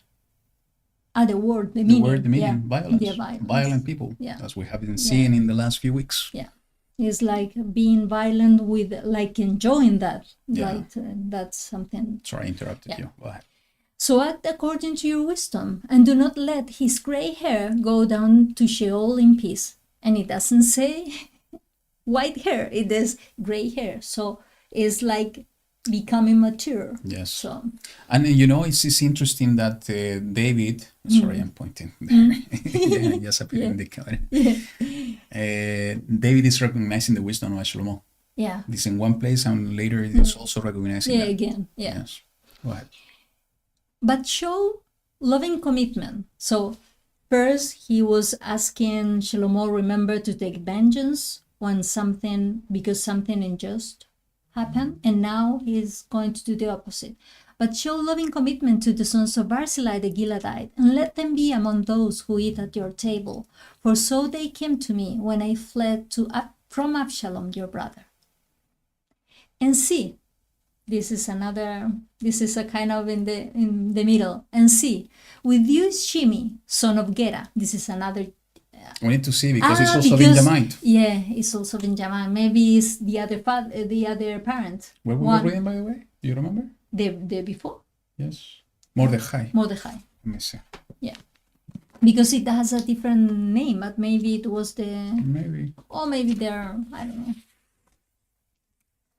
But it says the Benjamin from Bahurim, so maybe they are different. Because I remember two different words there. Yeah, son of Yair. And Jair and something Son of else? Shemi, son of Kish. Yeah. So maybe Son they're... of Kish, son of Gera. Yeah, Maybe just it's a coincidence. Yeah. Well, and also because they said that the book of Esther is really old compared to this. I don't know. Maybe it's something connected. We need Yeah. to take a look with time. Yeah. Who cursed me with a grievous cursing in the day when I went to Mahanaim? But he came down to meet me at the Jordan, and I swore to him by YaHuWaH, saying, I shall not put you to death with the sword. And this is a tricky because I shall not put you to death. Somebody else will with do. Yeah, maybe somebody else. And now, do not leave him unpunished, for you are a wise man. He's recognizing wisdom of Shlomo. Yeah. And Even though that he is not receiving the full wisdom yet. Yeah, so maybe it was Chokmah. something, Mhm. like natural. He was, it's a kind of prophecy of David. He knew that it was going to happen. Yeah. Keep it until 9 because I have few Okay. comments. And now do not leave him unpunished, for you are a wise man, and know what you should do to him, and shall bring his gray hair down to Sheol with blood. Okay, so let me go back. And basically, David is instructing Shlomo, the new king, on the way he needs to walk. Yeah. And he's starting Commanding because of the him. mission, commanding him with the mission he has in his hand, with a specific phrase. He was saying, "You shall be strong and be a man." And there is another place in the scripture with a similar phrase. Be a man. Be strong And courageous. and courageous. With YaHuWaH. Was YaHuWaH ben Ben Nun, and he received this instruction before crossing the Jordan in order to conquer the land. What we're supposed to do is to conquer the land and establish the kingdom. So we can say that Shlomo. being a man, it means to be courageous. If we connect the two phrases, Be a man is keeping the commandments and the right rulings. we will see more of this. But both phrases are connected. Be strong and courageous. Be strong and Be a man. be a man. Raj hasak ematz. Be a match. That's true, my brother. So, but what was the purpose? There are two. What I see here, there are two purposes of why he needed to be strong and be a man. The first one is exactly what you said. He needed to establish the kingdom. And we'll see connected even a little bit more in the chapter. But how he was going to establish the kingdom, and it's exactly. There are a few instructions. The first one is guard the charge of YaHuWaH. Second, walk in the ways of YaHuWaH. Third, guard his laws, his hukim. 4, guard his commandments, his mitzvot. 5, guard his right rulings, his mishpatim. 6, guard his witnesses, his eduth. And he's finishing saying that all of this is written in the Torah given to Moshe. So what he's saying, you need to keep Torah. You need to keep the Torah. And he, being strong and being a man, is keeping the Torah, even though persecution, even though whatever is happening, you need to keep Torah. You need to keep serving YaHuWaH, keeping the charge of YaHuWaH. And actually, he's going even to say even more this.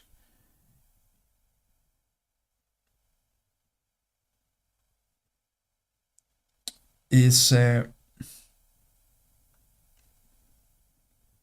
here, so that you do wisely all that you do and whatever you turn. So wisdom, we get wisdom from Torah. And just to reinforce the idea, let's go to Book of Devarim, chapter 4, verse 5 to 9. YaHuWaH speaking through Moshe, see, I have taught you laws and right rulings. As YaHuWaH, Moshe speaking actually, as YaHuWaH, my Elohim, commanded me to do thus in the land which you go to possess. And you shall guard and do them, for this is your wisdom and your understanding before the eyes of the peoples, who hear all these laws, and they shall say, only a wise and understanding people is this great nation. For what great nation is there which has Elohim so near to it, as YaHuWaH Eloheinu is to us whenever we call on him? And what great nation is there that has such laws and righteous right rulings like all this Torah, which I set before you this day? Only guard yourself and guard your life diligently, lest you forget the words your eyes have seen, unless they turn aside from your heart all the days of your life, and you shall make them known to your children and your grandchildren. So wisdom from the word. So what's going to be the result? And we were reading, let's go to the 1 Kings chapter 2. He was keeping this Torah and he keeping his ways, so that YaHuWaH does establish his word. So the promise, we are going to get the promise only after we follow the word. YaHuWaH will establish his word, his promise. And you know, this is what we were talking to Angela earlier. YaHuWaH didn't have any other option. He was the son of David.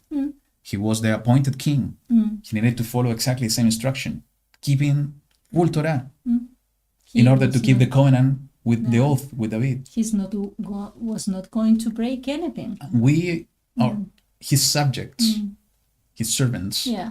Are we going to do anything different? Not at No. all. We are going to do exactly as our king is doing. So the first thing, what he needed to do, be strong and courageous by doing all of this, is to establish the kingdom.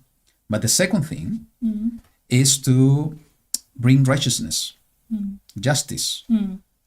Because, you were reading actually, what the instruction was about Joab and what was the instruction about, the sons of Barzillai, and what was the instruction about Shimei. David was saying, you need to go, you are going to be the king, and you need to do all of this. You Establish have the kingdom these and bring cases. righteousness. You have these cases. And I found two passages that are quite beautiful just to remember reinforce the idea. Let's go to the book of Devarim, Deuteronomy, and it's beautifully to see that this is part of the song. There is the dud as a testimony that was given to Moshe, and it is written in the verse 35 of the Psalm on chapter 32, the following. This is a phrase we know by heart. Vengeance is mine, YaHuWaH speaking, and repayment. At the time their foot slips, for near is the day of their calamity, and the matters prepared are hastening to them. So vengeance is in the hand of YaHuWaH. If something wrong is being done to us, it's not up to us to take repayment and punishment in our hands. We need to cast out our burdens to him and ask him to help us. And he's going to take vengeance. When? We'll see when. Let's go to Yeshayahu, Isaiah chapter 35. And this is a beautiful passage that I found. Verse 3 and 4. Listen to this. And he's talking about the end times, by the way. Strengthen the weak hands and make firm the weak knees. Be strong, be courageous, be a man or be a woman. That's the message. Or we can give you, And listen, we can say, and listen what is written in the verse 4. And this is exactly what is happening today. And I wanted to put some video about the end times. I'm preparing the material. Most probably in the coming days I will do it. Because exactly what is written in the verse 4 is what's going on today. Say to those with anxious heart. yes. There's anxiety today going on.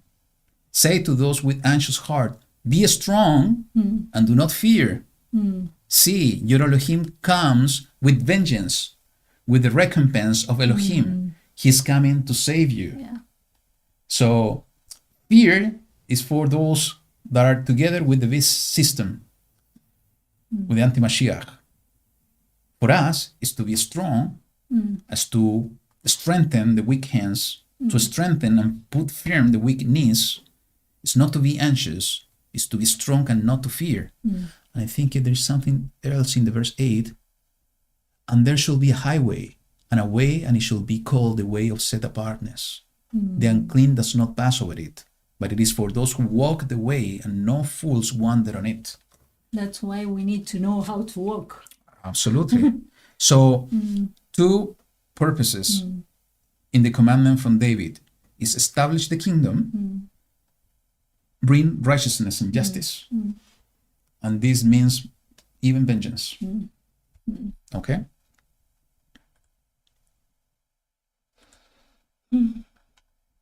Verse 10.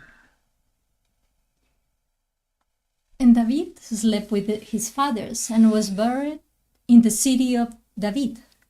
And the days that David reigned over Israel was 40 years. He reigned 7 years in Hebron, association, and in Jerusalem, teaching of peace. He reigned 33 years. And Shlomo sat on the throne of his father David, and his reign was firmly established. Keep it there. Yes, I have a few comments connected to the previous passage. What I see here is the kingdom in two phases. The first phase is under David, And if you remember what we were reading in the book of 2 Chronicles, chapter 22, that he was unable to build the temple because he was bringing too much blood. So he was shedding blood. Why he was shedding blood? Because he was bringing, we can say, he was bringing salvation. And liberation in some Freedom. cases. Yeah, freedom. Salvation over the people of Israel. So first phase is salvation over the people by shedding of blood. Second phase is Shlomo, who is bringing the establishing of the kingdom. He's bringing peace. That's the name of the name, and actually this exactly what we're reading was told and said to David, and he's bringing prosperity. What I see here is that the two comings of Yahushua, the first coming to bring salvation by shedding of blood, second coming after the shofar and coronation and proclamation, he's bringing peace. But what was the instruction to Shlomo? He's bringing the establishment of the kingdom, and he's coming to bring justice, to bring vengeance, in some cases vengeance. To clean. Yeah. So the two phases of the first and second coming of Yahushua. Go ahead. 13. What? Yes. Which one? There. And Adonijah, son of Haggith, came to Bathsheba, the mother of Shlomo. And she said, "Do you come in peace?" They were afraid. And he said, "Peace." And he said, "I have a word for you." And she said, "Speak." And he said, "You know that the rain was mine." Well, he thought that was his. And all Israel had set their faces toward me, that I should reign. But the rain has been turned around, and has become my brother's, for it was his from YaHuWaH. So he was saying from the earthly point of view, because according to the man-made laws, or no man-made laws, because, man-made laws. Well, he was after Absalom. Absalom was dead. Now he was supposedly to be the king. But YaHuWaH decided something different, according to what he put in David's heart and how was the promise. So he recognized that. "And now I am making one request of you. Do not refuse me." And she said to him, "Say it." And he said, "Please speak to Sovereign Shalom, for he..." My assistant is working today. "For he would not refuse you to give me Abishag the Shunammite as wife." And Bathsheba said, "Good, let me speak for you to the sovereign." And Bathsheba came to Sovereign Shlomo to speak to him for Adonijah. And the sovereign rose up to meet her, and bowed down to her, and sat down on his throne, and had a throne set for the sovereign's mother. So she sat at his right hand. And she said, "I am making one small request of you. Do not refuse me." Very small. Yeah, very small. And the sovereign said to her, "Ask it, my mother, for I do not refuse you." Then she said, "Let Abishag the Shunammite be given to Adonijah, your brother, as wife." Sorry, but I imagine all the situation. And Sovereign Shlomo answered and said to his mother, "Now why do you ask Abishag the Shunammite for Adonijah? As for him the reign also, for he is my older brother. For him, and for Abiathar the priest, and for Joab, son of Zeruiah." And Sovereign Shlomo swore by YaHuWaH, saying, "Elohim does so to me, and more also, if Adonijah has not spoken this word against his own life." Wow. Even his mother was scolded by all the situation. Yeah. I found really strong. Because maybe she thought, okay, what he's asking is something good. Yeah, it's fair. Because my son is the king and everything. Yeah, she can have her. But when I saw that this Abishag was the name?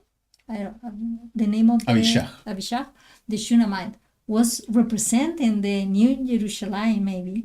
It was, wow, he was after that. He was after what was the precious thing that maybe his father was contemplating and was preparing for the right king. Mm-hmm. And she is going to be the wife of the sovereigness Mm-hmm. with Shlomo. So I found it like, wow, now Shlomo could see what was the intention of Adonijah. So Actually- Adonijah was like showing his true colors at the end. Actually, we didn't talk about this. We were talking about this point before, but Not this specific one. no, I didn't receive the same thing that now. Maybe you remember. When David sinned against YaHuWaH with Bathsheba, the situation with Bathsheba, I think one of the things that Nathan, the prophet, told him, being guided by the YaHuWaH, he was saying that he gave the concubines of Shaul to David. Mm. Do you remember that?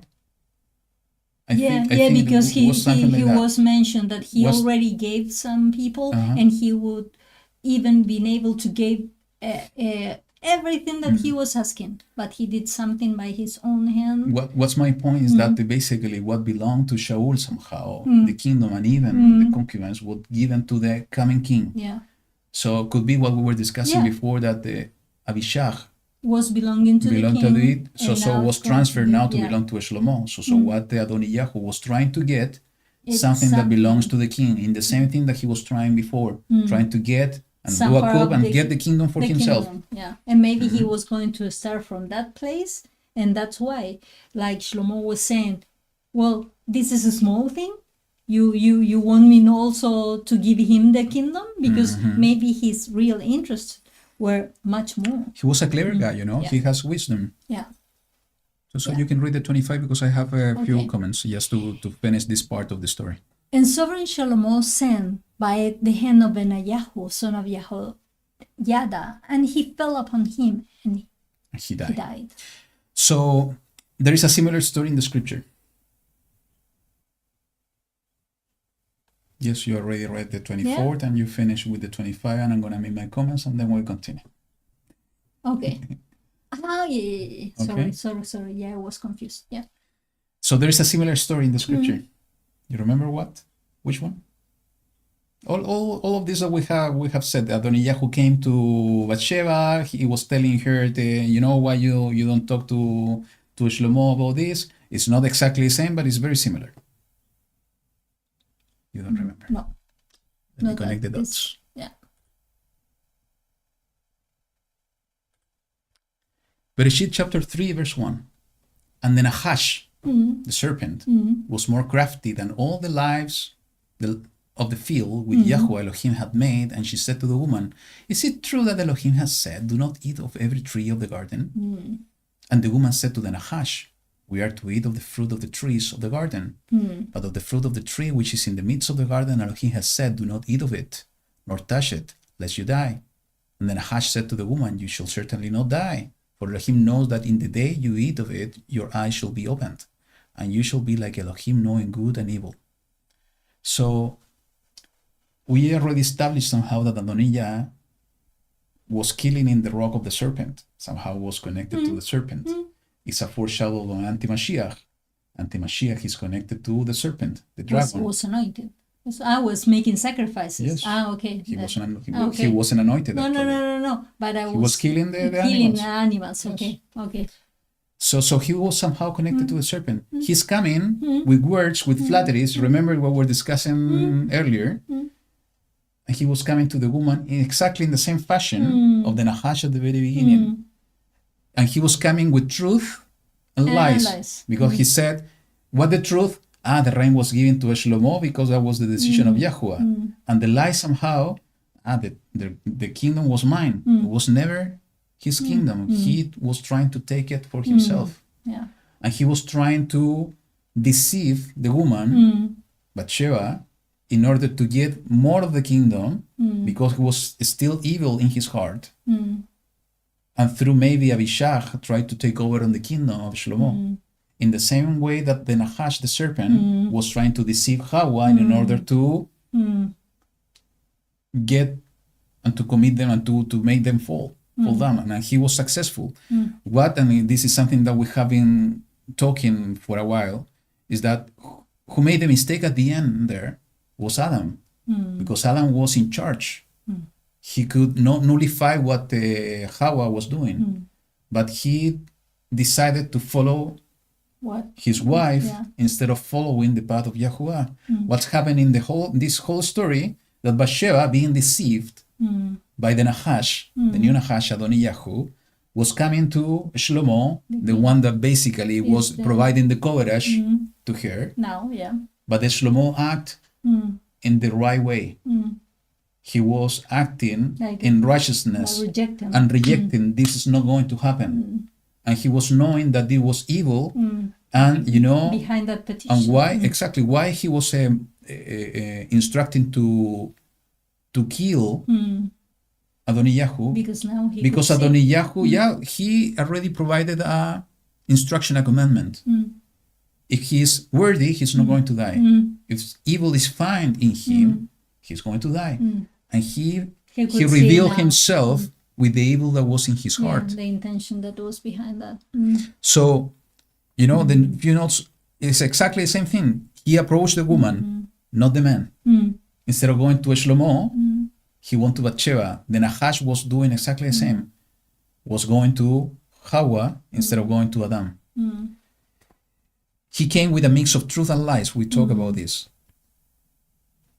And he came, this is important. He came only after David died.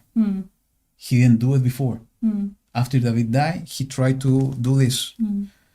And, we know that the devil, and Yahushua was speaking about that, is coming with lies. He's the father of lies, and he's coming to destroy and to kill. And that was the intention of the heart of Adonijah. And if he is contaminated, he wants everything else be contaminated. So that's how it works. Yeah, exactly. And this is also a kind of foreshadow of what's happening at the end with the devil. If we go to the book of Revelation, chapter 20,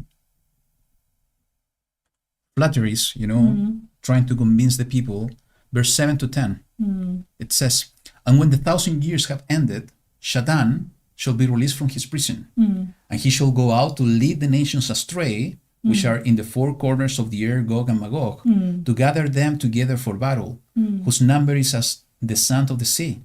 And they came up over the breadth of the earth and surrounded the camp of the set-apart ones and the beloved city, and fire came down from Elohim out of heaven and consumed them. And the devil who led them astray was thrown into the lake of fire and sulfur, where the beast and the false prophet are, and they shall be tortured day and night forever and ever." It's a kind of foreshadow of what we see happening here.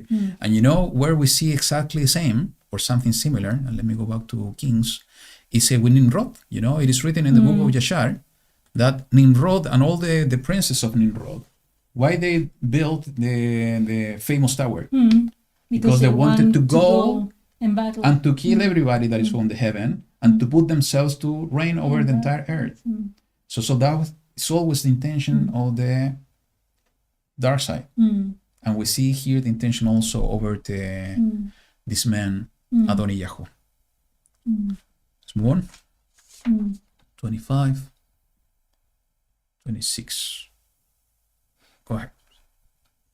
Then the sovereign said to Abiathar the priest, "Go to Anatot, to your own fields, for you deserve death. But I do not put you to death at this time, because you did bear the ark of the Master YaHuWaH before my father David, and because you were afflicted in all my father was afflicted in." So Shlomo dismissed Abiathar from being priest to YaHuWaH to fill the word of YaHuWaH, which he spoke concerning the house of Eli at Shiloh. Remember? Yeah. That it was said that at one point the house of Eli was going to be erased. Absolutely. And that was what happened. And news came to Joab, for Joab has turned aside after Adonijah. And this is the part that I was thinking before. I was thinking, well, something was repeating again. Thought he did not turn aside after Absalom. And Joab fled to the tent of YaHuWaH and took hold of the horns of the slaughter place. So he did the same. He did exactly the same. And the report came to Sovereign Shlomo that Joab had fled to the tent of YaHuWaH, and see, he he is by the slaughter place. Then Shlomo sent Benadyahu, son of YaHuWaH, saying, Go, fall on him. Yeah, just give me a second because I want to make a comment about this one Eviatar. So, for me, this is somehow connected to what Yahushua said in Matthew chapter 7, 16 to 23. I never knew you, depart from me, you who work lawlessness, when we was talking to Eviatar. Serving the master with the lips. Why? First, YaHuWaH walked the talk. Because he said that this is going to happen to the house of Eli, as you were reading about that. And why, and let me go one step back, why I'm saying that serving the YaHuWaH with the lips, because Eviatar was with David, but he wasn't with David until the end. He decided to follow Adonijah because he was going astray. Instead of waiting for David's instruction, at the end he decided to go astray, to follow somebody else instead of wait patiently. So that is basically for me serving the master, as exactly as Yahushua was saying in chapter 7, but master, we serve you, we heal the sick, we cast out demons in your name. And he's not going to recognize them because they were not serving faithfully to him. And the other thing, just to put in context, is that what's happening here is again, YaHuWaH walking the talk, because he made a promise of an everlasting kehunah, an everlasting priesthood to Elazar, not to Itamar. And he reinforced this with Pinchas, that he is going to, and his descendants was going to have the priesthood. If you do the proper study, you will see that the Eli and Eviatar, they were both belonging to the house of Itamar. Something happened in the story, it's not written in the word, at least in the books, the canonized version, that in some part of the story, the house of Itamar took over on the priesthood, being the Kohen HaGadol, the high priest. And now, what YaHuWaH is doing is correcting this, and that's why later on, Sadok, he is from the house of Elazar and from Pinchas, he's taken as the high priest. So YaHuWaH is correcting something that was wrong. So just to reinforce this idea. So go ahead. You were reading about the house of Eli at Shiloh.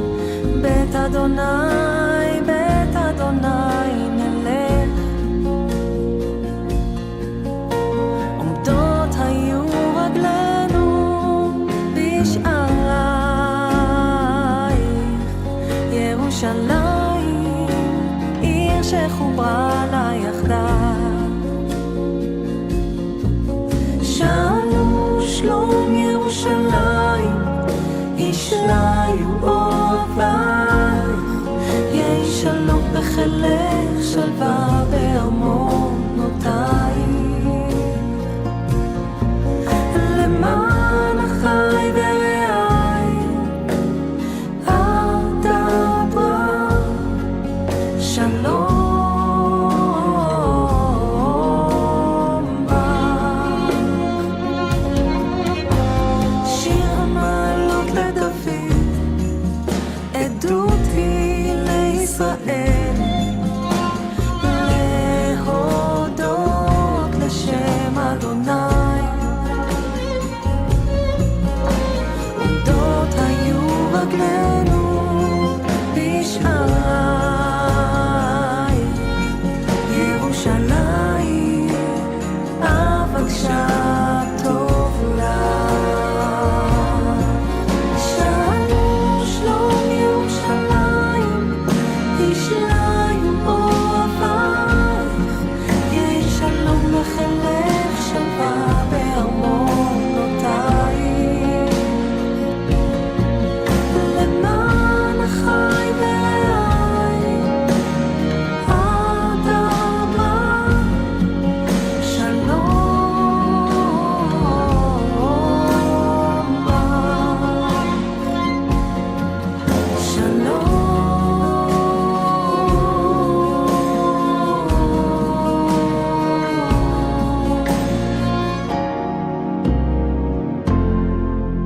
שלום שלום ירושלים, ישליו אוהבייך, יהי שלום לחילך שלווה בארמונותיי. שלום למען אחי ורעי אדברה שלום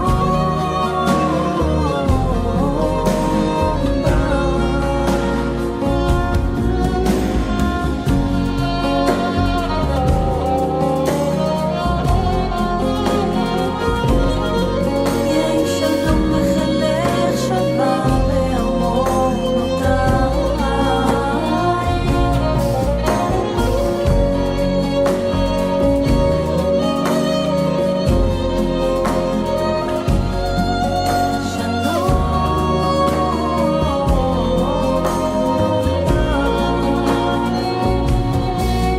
שלום שלום ירושלים, ישליו אוהבייך, יהי שלום לחילך שלווה בארמונותיי. שלום למען אחי ורעי אדברה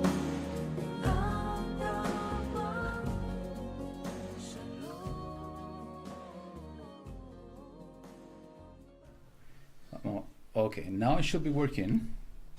Please So let us know if you can hear us now.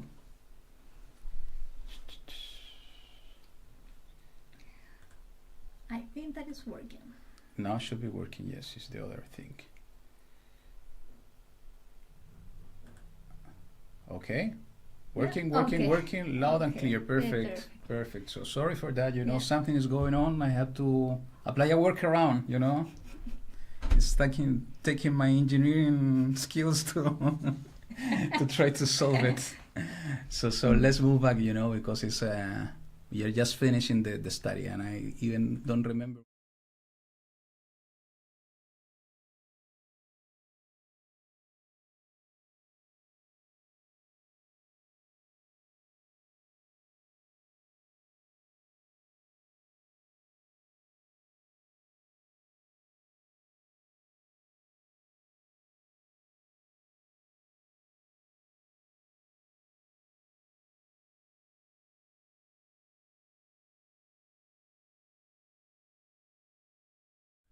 Now you can hear us. Yeah. So what I was saying is that I wanted to make a comment about YaHuWaH. It's about being trustworthy till the end, okay? And basically, YaHuWaH was by the side of David. It is written, what we were reading here is that YaHuWaH wasn't following Absalom on the rebellion of Absalom. But in this case, YaHuWaH decided to go with Adonijah without hearing the instruction of David. So he was trustworthy with David at the beginning, trustworthy quotation mark, following David leadership, but at the end he was not doing it. And actually, there's something that was in the heart of David about the son of Zeruiah, and this is in the book of Samuel. Let's go to the book of Samuel. It's written over here. Samuel, 2 Samuel, chapter 3, verse 28 to 29. This is exactly what Joab did. It says, and when David heard it, when Joab killed Abner, if we remember, Abner was by the side of Shaul, but Abner decided to go and follow David because he recognized David as the true king. Yeah. And Joab went and killed Abner. And when David heard it afterwards, he said, my reign and I are guiltless before YaHuWaH forever of the blood of Abner, son of Ner.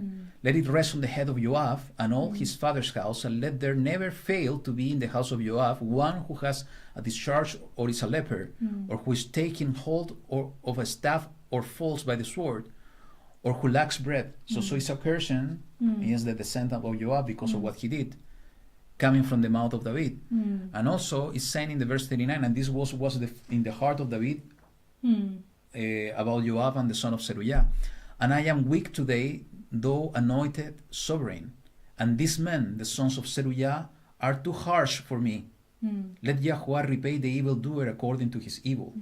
So this was in the heart of David, that he was not trustworthy till the end, and he was very harsh, was an evil person. And actually, in the book of Ezekiel, just to reinforce with the word of YaHuWaH, it is written in the chapter 18 why we need to be trustworthy till the end. That's the only way that we are going to be able to inherit the kingdom. It says in the verse 21 to 24 the following. It says, but the wrong, if he turns from all his sins which he has done, and he shall guard my laws, and shall do right ruling, and righteousness, he shall certainly live, he shall not die. All the transgressions which he has done shall not be remembered against him. In his righteousness that he has done, he shall live. Have I any pleasure in the death of the wrong, declares the Master YaHuWaH? Is it not that he should turn from his way and live? But when a righteous one turns away from his righteousness and does unrighteousness, according to all the abominations that the wrong one has done, shall he live? All his righteousness which he has done shall not be remembered, for he has trespassed which he has committed, and for his sin which he has committed, for them he shall die. So what's the point here is that Joab was following David, but at the end he departed from him. It's exactly the message for us. We need to be trustworthy until the end. We cannot trespass against the covenant of YaHuWaH. We need to follow the leadership of Yahushua and enduring until the end. That's the only way that we are not gonna be punished in the same way that this is being written here in the book of Ezekiel. Just to connect some dots. But let's go back to the chapter 2 of Kings. And you are in the chapter 33, I think. The verse 33. You read this one, I think. Then Benaiah, son of Yahud, buried him. Yeah, you can read in the verse 33 onward. So shall their blood return upon the head of Joab and upon the heads of his seed forever. But upon David and his seed, upon his house and his throne, there is to be peace forever from YaHuWaH. You know what I see there as well?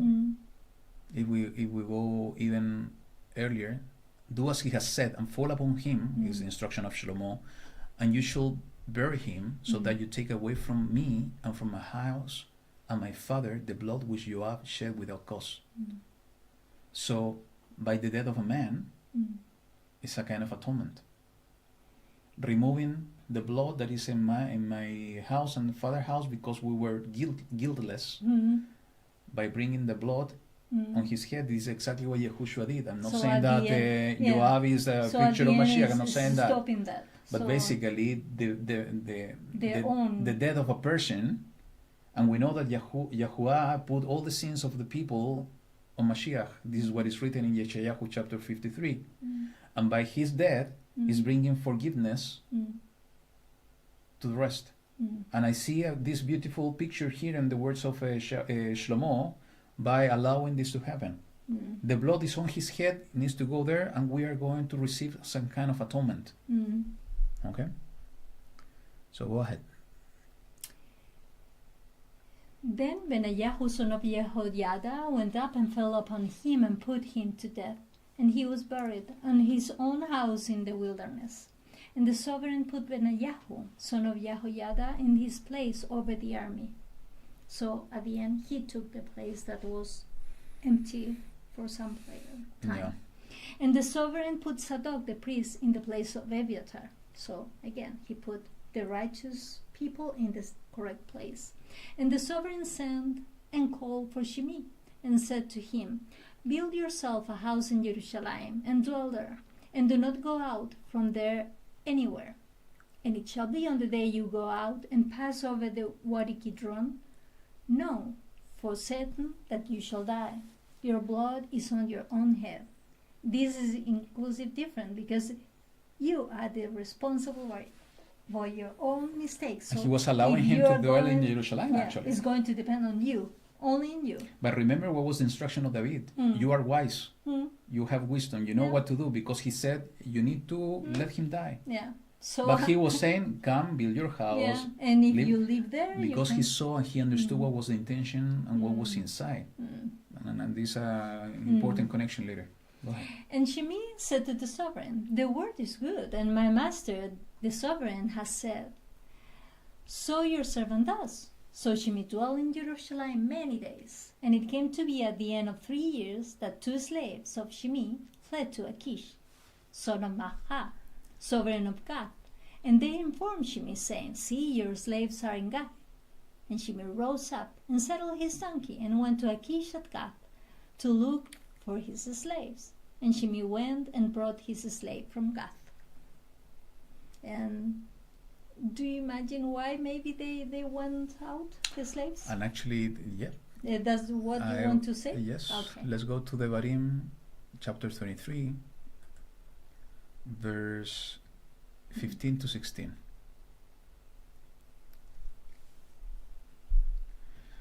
You do not hand over to his master the slave who has escaped from his master to you. Let him dwell with you in your midst, in the place which he chooses within one of your gates, where it is pleasing to him. Do not oppress him.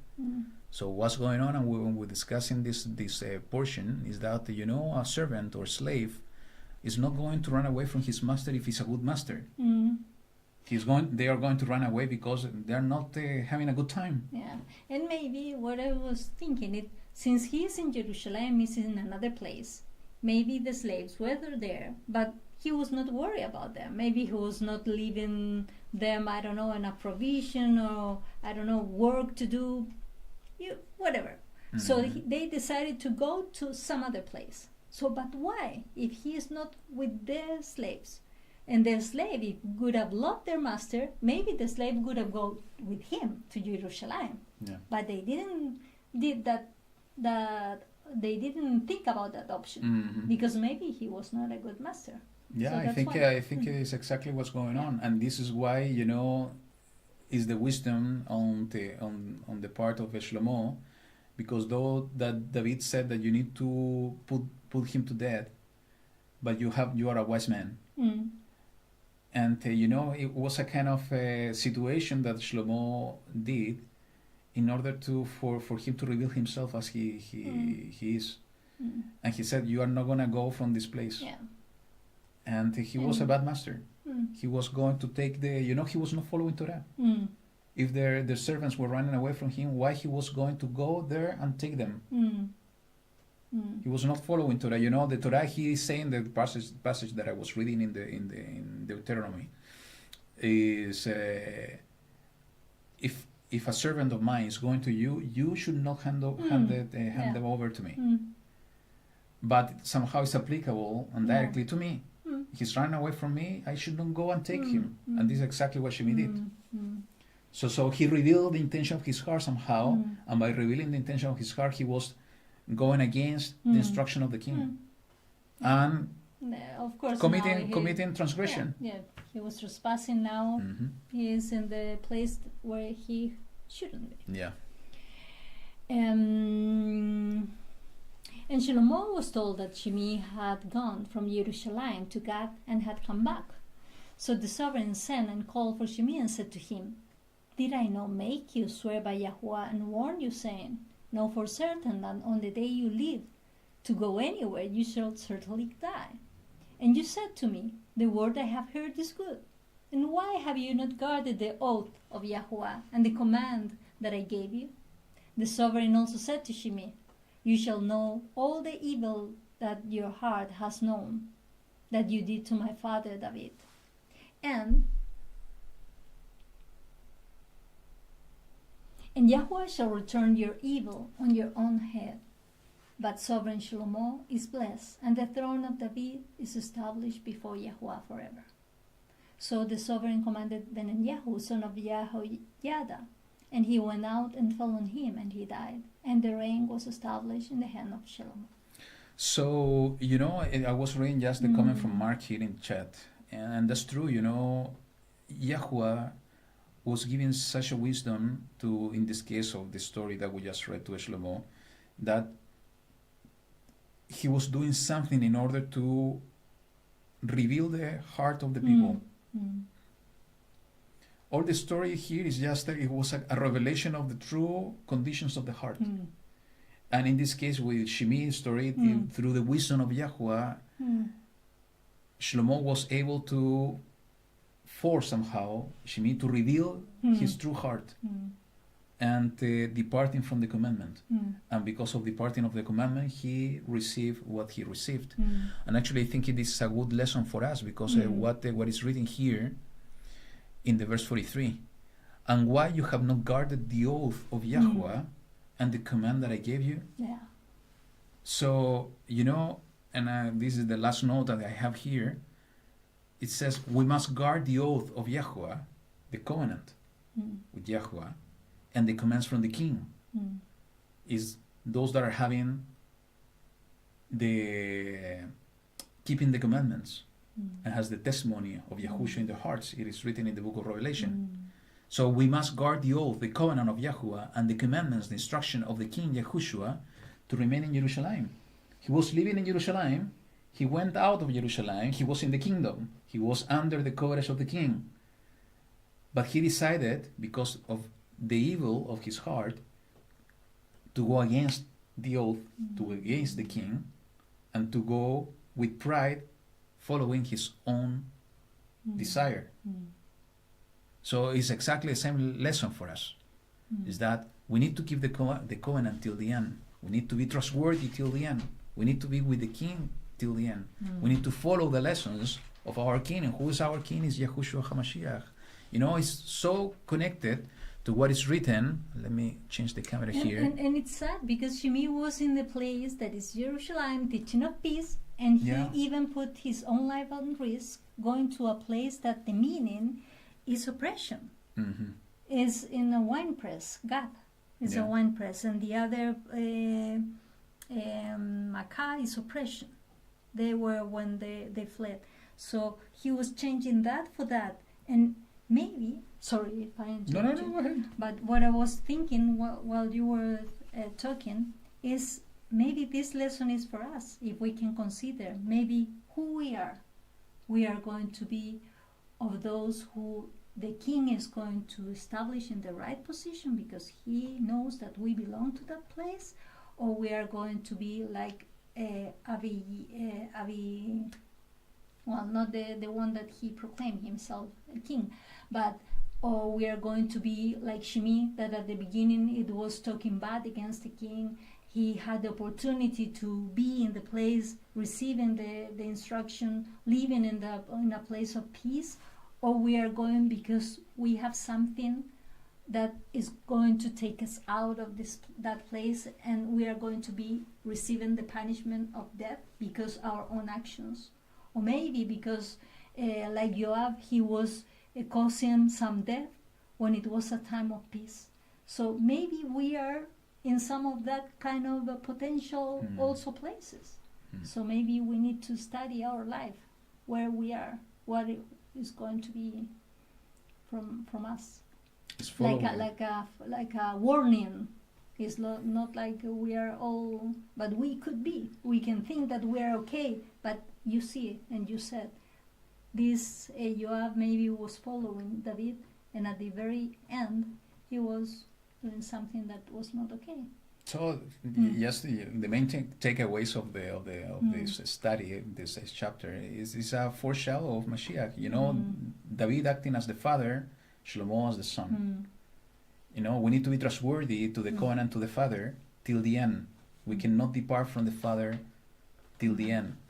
And the son is to follow the instruction of the father, and the instruction of the father is to continue with Torah.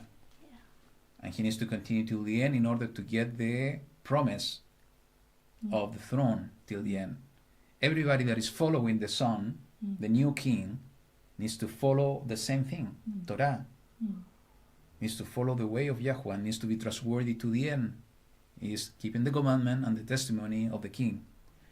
And in different foreshadows as well, you know, is that remaining in Jerusalem, coronation, you know, the anti-Mashiach with the sound of the shofar, fear of the hearts of the people instead of the fear in the heart of those that are close to the Father and to the Son.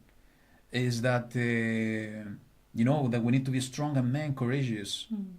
This is what I was bringing from the book of Isaiah, is that we should not have weak hands. We need to be strong, and we need to have faith, because, you know, he's coming in order to retake his kingdom. And also division happening all on the people of the kingdom before the coronation, before the crowning, before the proclamation. There are two groups of people. And I think this is happening for a while already. And we need to be, you know, hearing the words of YaHuWaH in order to remain and do it until the end. Be trustworthy till the end. That's why, you know, we need to pray always. We need to ask for the instruction, for the guidance of the Ruach of Elohim. Because if we are acting by our own desires and our wisdom, we are going to be acting on pride in the same way that Adonijah was acting. And we can depart without knowing from the right path. And believe me, today we are living in confusion and we are living in deception. We cannot have an anxious heart, as we were reading in the book of Isaiah. We need to be strong. We need to get into the Word in order to understand what is being required from us. And I can tell you, it's not being required that we need to be fearful and anxious. We need to be strong and courageous, understanding what are the times that we are living. And, you know, everything that we see in this chapter, I think on the coming chapters, are connected somehow as a beautiful foreshadow of these last days. And we will continue next week to see what else we find out that is a message for us in this generation, the remnant of the people of YaHuWaH in these days. So it took us more than expected, but it was a good thing to bring this chapter. I think, as you said at the beginning, I thought that there were not that much things to share. That it was somehow blocked, but it was a lot. And I think it was good, at least in the way that I feel it was good for me. I think it was good for you as well. And I really hope that has been good and a blessing to you all to go into this book and to study all this matter, especially in this timing. The timing, as Wendy saying, is the timing of YaHuWaH. So, Priscilla. Wow. If you're Priscilla, Brussels. Yeah. So once again, you know, thank you so much for joining us in this study. Thank you for being patient with us. We'll try to take a look in the technical things here just to avoid it for next week. But it's good to be back. Hope to hear more from us. We are trying to get more things here in the channel. So hopefully, if YaHuWaH's will, maybe we are going to be talking about the end days and the more things that are interesting to see what's going on in the world today. But we need to go again, as we were talking today, we need to go here to the Word and to understand and to learn and to see things with the lens of the Scripture, the Word of YaHuWaH. So, final words from your side? Now be strong and courageous. Be a man and a woman. Yeah, that's a good word, Yeah. especially in these times. Yeah. You know, Yeah. don't get confused. Be Yeah. strong, courageous. You Mm. know, don't be anxious. Mm. And the last thing, you know, the king is coming. The Mm. crowning and the proclamation is coming, and it's going to be with the sound of the shofar, Mm. and it's coming very soon. So we need to be, you know, lifting up our heads because our redemption is coming. Mm. So thank you so much. We're going to finish with the song. So here we go, and I will put. From Morocco. Wow! So you it's say such a blessing to see you. Yeah, Priscilla. we We were have been praying. thinking and praying Yeah, about you. don't know. So it's Yeah. good to see you here. Thank you. Yeah. Thank you so much for joining us. Or our love, and I don't know where I You put have it. here. Yeah, I have it here because you were so close to us. Here. That's sorry. Yeah, that please, because I read it from time to time. Say to your kids that we have the letter here in our Bibles. So thank you. So thank you so much, all of you. Mm. Have a blessed Shabbat, blessed week, Yeah. and we'll see each other next Shabbat. And most probably, you know, maybe before that as well. So we will try to do that. So we send you our love. YaHuWaH be with you all. Shabbat Yeah. Shalom. See you Shalom. next week. Bye.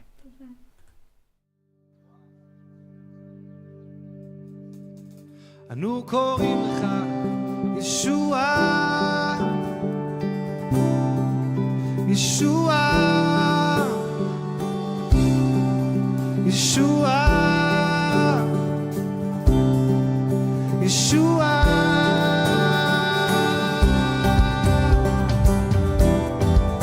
היום הזה אנו קוראים לך, אומרים בשמך ישוע.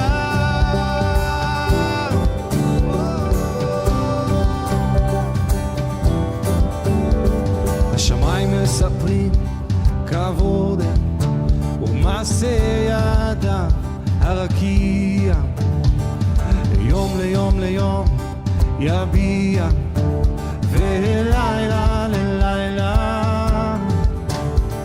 השמיים מספרים כבודם ומעשה ידיו הרקיע, יום ליום ליום יביע, ולילה ללילה. יהיו לרצון אמרי פי והיגיון ליבי לפניך. יהיו לרצון אמרי פי והיגיון ליבי לפניך. אדוני צורי וגואלי, אדוני צורי וגואלי, אדוני צורי וגואלי.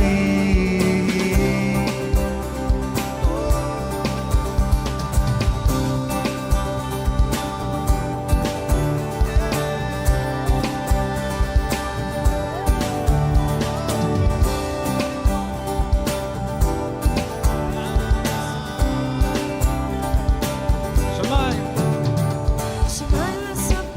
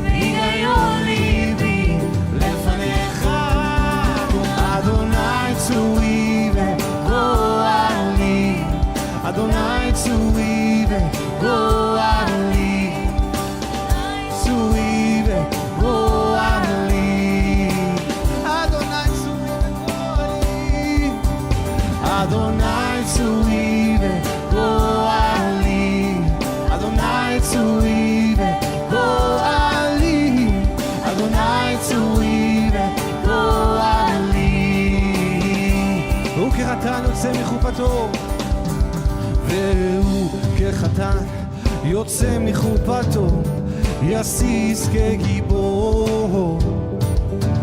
והוא כחתן יוצא מחופתו, יסיס כגיבור. הוא כחתן יוצא, כחתן יוצא מחופתו, יסיס כגיבור. והוא כחתן יוצא מחופתו, יסיס כגיבור. כגיבור, כגיבור, כגיבור, כגיבור.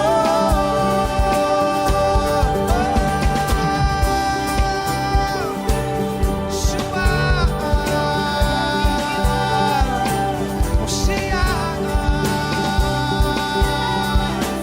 מלך הכבוד. אנו קוראים לך, אנו קוראים לך ישוע, אנו קוראים לך ישוע, אנו קוראים לך ישוע, אנו קוראים לך ישוע. כאן מירושלים, כאן מעמך היהודי, אנו קוראים לך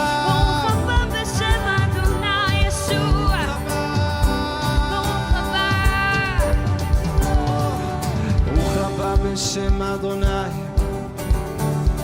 ברוך הבא בשם אדוני, ברוך הבא בשם אדוני, ברוך הבא בשם אדוני, ברוך הבא בשם אדוני, ברוך הבא בשם אדוני, ברוך הבא בשם אדוני, ברוך הבא בשם אדוני צורי, אדוני צורי וגואלי, אדוני צורי וגואלי, אדוני צורי וגואלי, אדוני צורי וגואלי, אדוני צורי וגואלי, אדוני צורי וגואלי, אדוני צורי וגואלי.